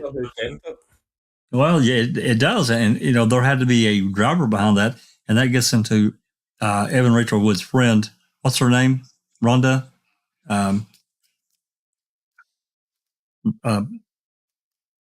She's dark-headed, got the tattoos on her. She's an artist, activist. I can't think of her name. Yeah, no, I can't think of her name either, Jack. You talk about the one for the documentary? Yeah, she was in the documentary. Yeah. She seems to be a big part of this. How much of a part, I don't really know, but she seems to be a driver. She seems to be in the driver's seat. Yeah, I think she's read the diary pages and things like that and been in her ear going, "Oh, that shouldn't have happened. No, that's abuse. No, you need to, you know what I mean?" That's how it came across to me when I seen that Phoenix Rising. Yeah, it's I don't know. It's really strange, but all right, we've been at it now about 3 hours. I guess we probably said as much as we need to say. I'm sure at some point we probably will revisit this if there's more that comes out, which I can't imagine it won't. I mean, we got basically another 20 days until I think I can't remember what date. I think it's June 17th, or I don't know. There's 21 days, and then they have to go back to court. When is it? Yeah, 21st. I think the 21st. June 21st. Okay. 21st or 24th. Yeah, something like that. So they'll go back to court, and and unless they go back to my birthday. Unless Amber's come up with a big stack of cash, I just don't see any way possible that she can file an appeal, because that has to be bonded. The $10.35 million has to be bonded and set aside, and that's even if the judge says, "Well, you have grounds to appeal." There has to be grounds. There has to be something that was done legally wrong, and I'm sorry, I don't see it. I just don't. No. Yeah, no.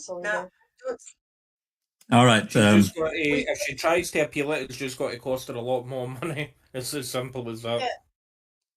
All right, let's go. It's went to court. It's went through a jury. The evidence that was there was nothing.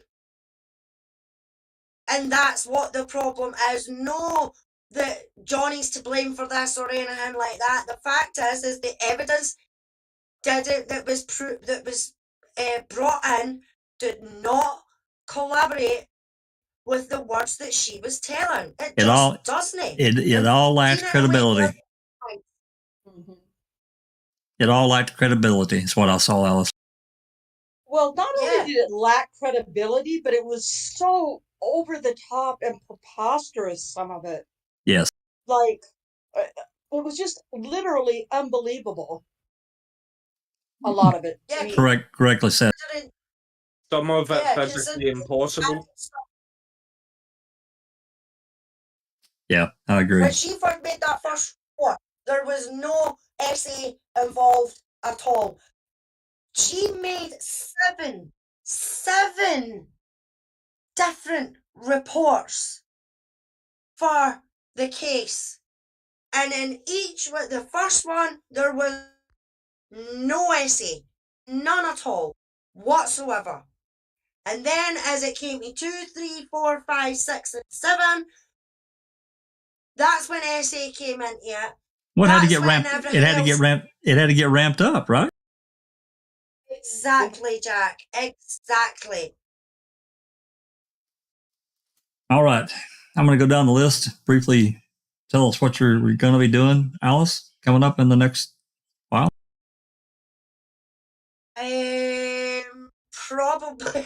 Probably looking into the Manson case, to be honest. I'm going to maybe give myself a few days away. I really need to get back to doing Luke's case as well. But I badly need a haircut and I need to get it coloured, so I'm not prepared to go on camera quite yet. But I really want to start getting back to Luke's case and getting the information out there.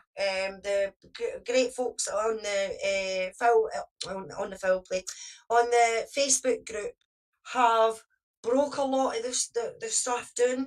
Like statements and the DNA and how things changed and everything like that. So I'm hopefully maybe in the next few weeks going to do a video on Luke just to help continue getting the word out there, because we still need to get the 25,000 signatures. We're nearly there, but we still need more to get an independent review for him. So I'm hoping that I can get my mind sorted and get back into that case. And then just looking forward to Uncle Ken and that next weekend. Sweet. Oh, Yeah. Maybe back with Rhonda on Wednesday if she's doing something for Daniel on Wednesday. So looking forward to that as well. Yeah, Rhonda. Yeah, I'm going to be going live on Wednesday. I'm going to bring about a little discussion about DNA in Daniel's case. So, Wasn't there one of the who was the one of these alleged victims that you were going to get back into talking about? Can't remember her name. Tabitha Barnes. Tabitha Barnes. Yeah. Okay. Yeah. Hers Good. was a really twisted story. Yeah. So yeah.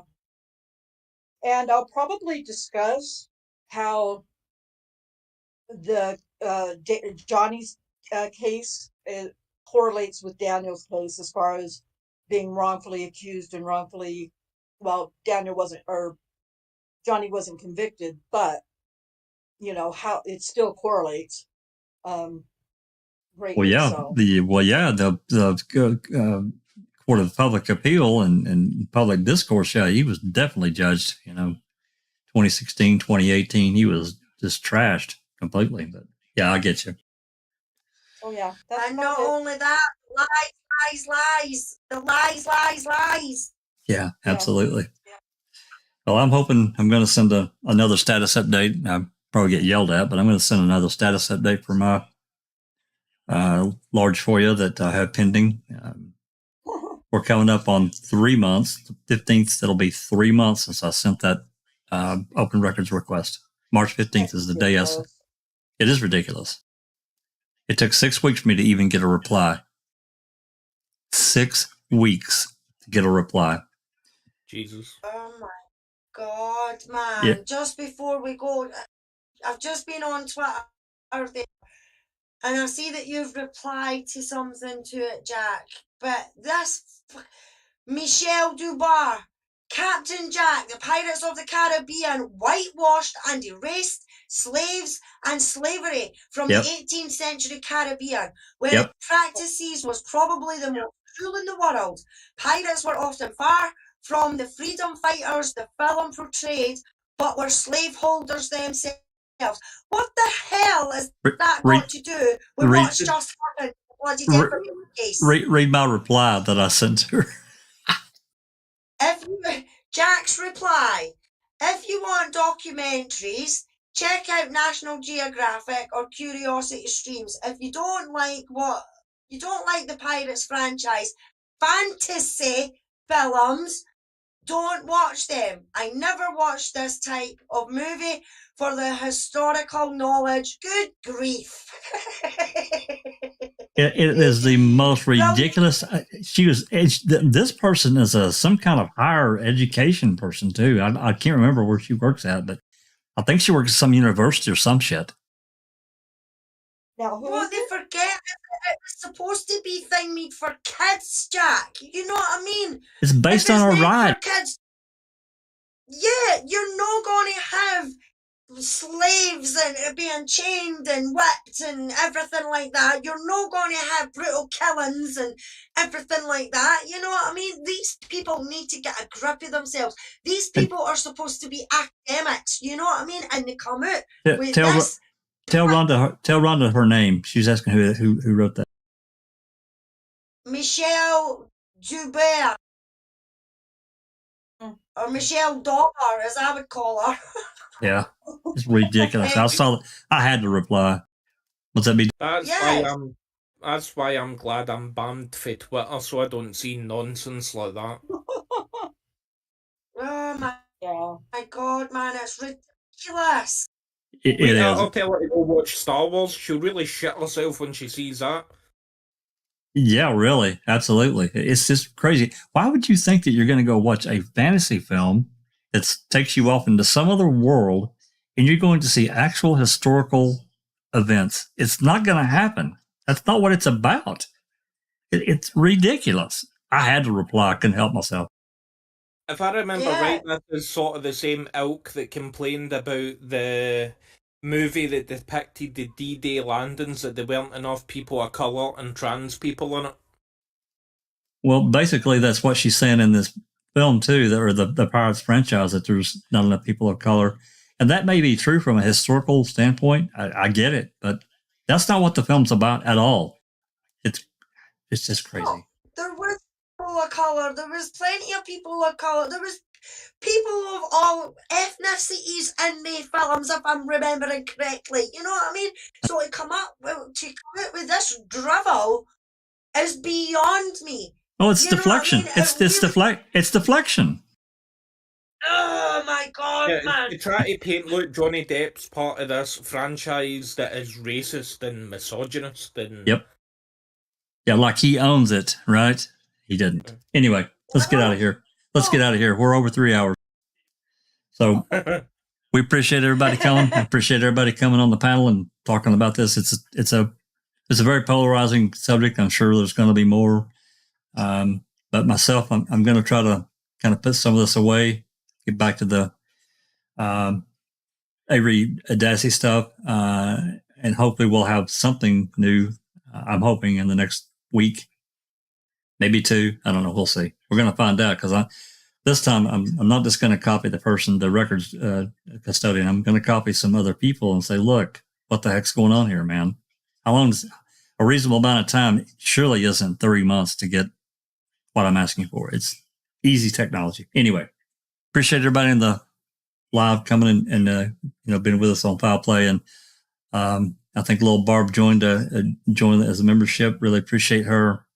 The super thanks that's been donated. We appreciate that. All that money goes to the proper place. Everything's accounted for.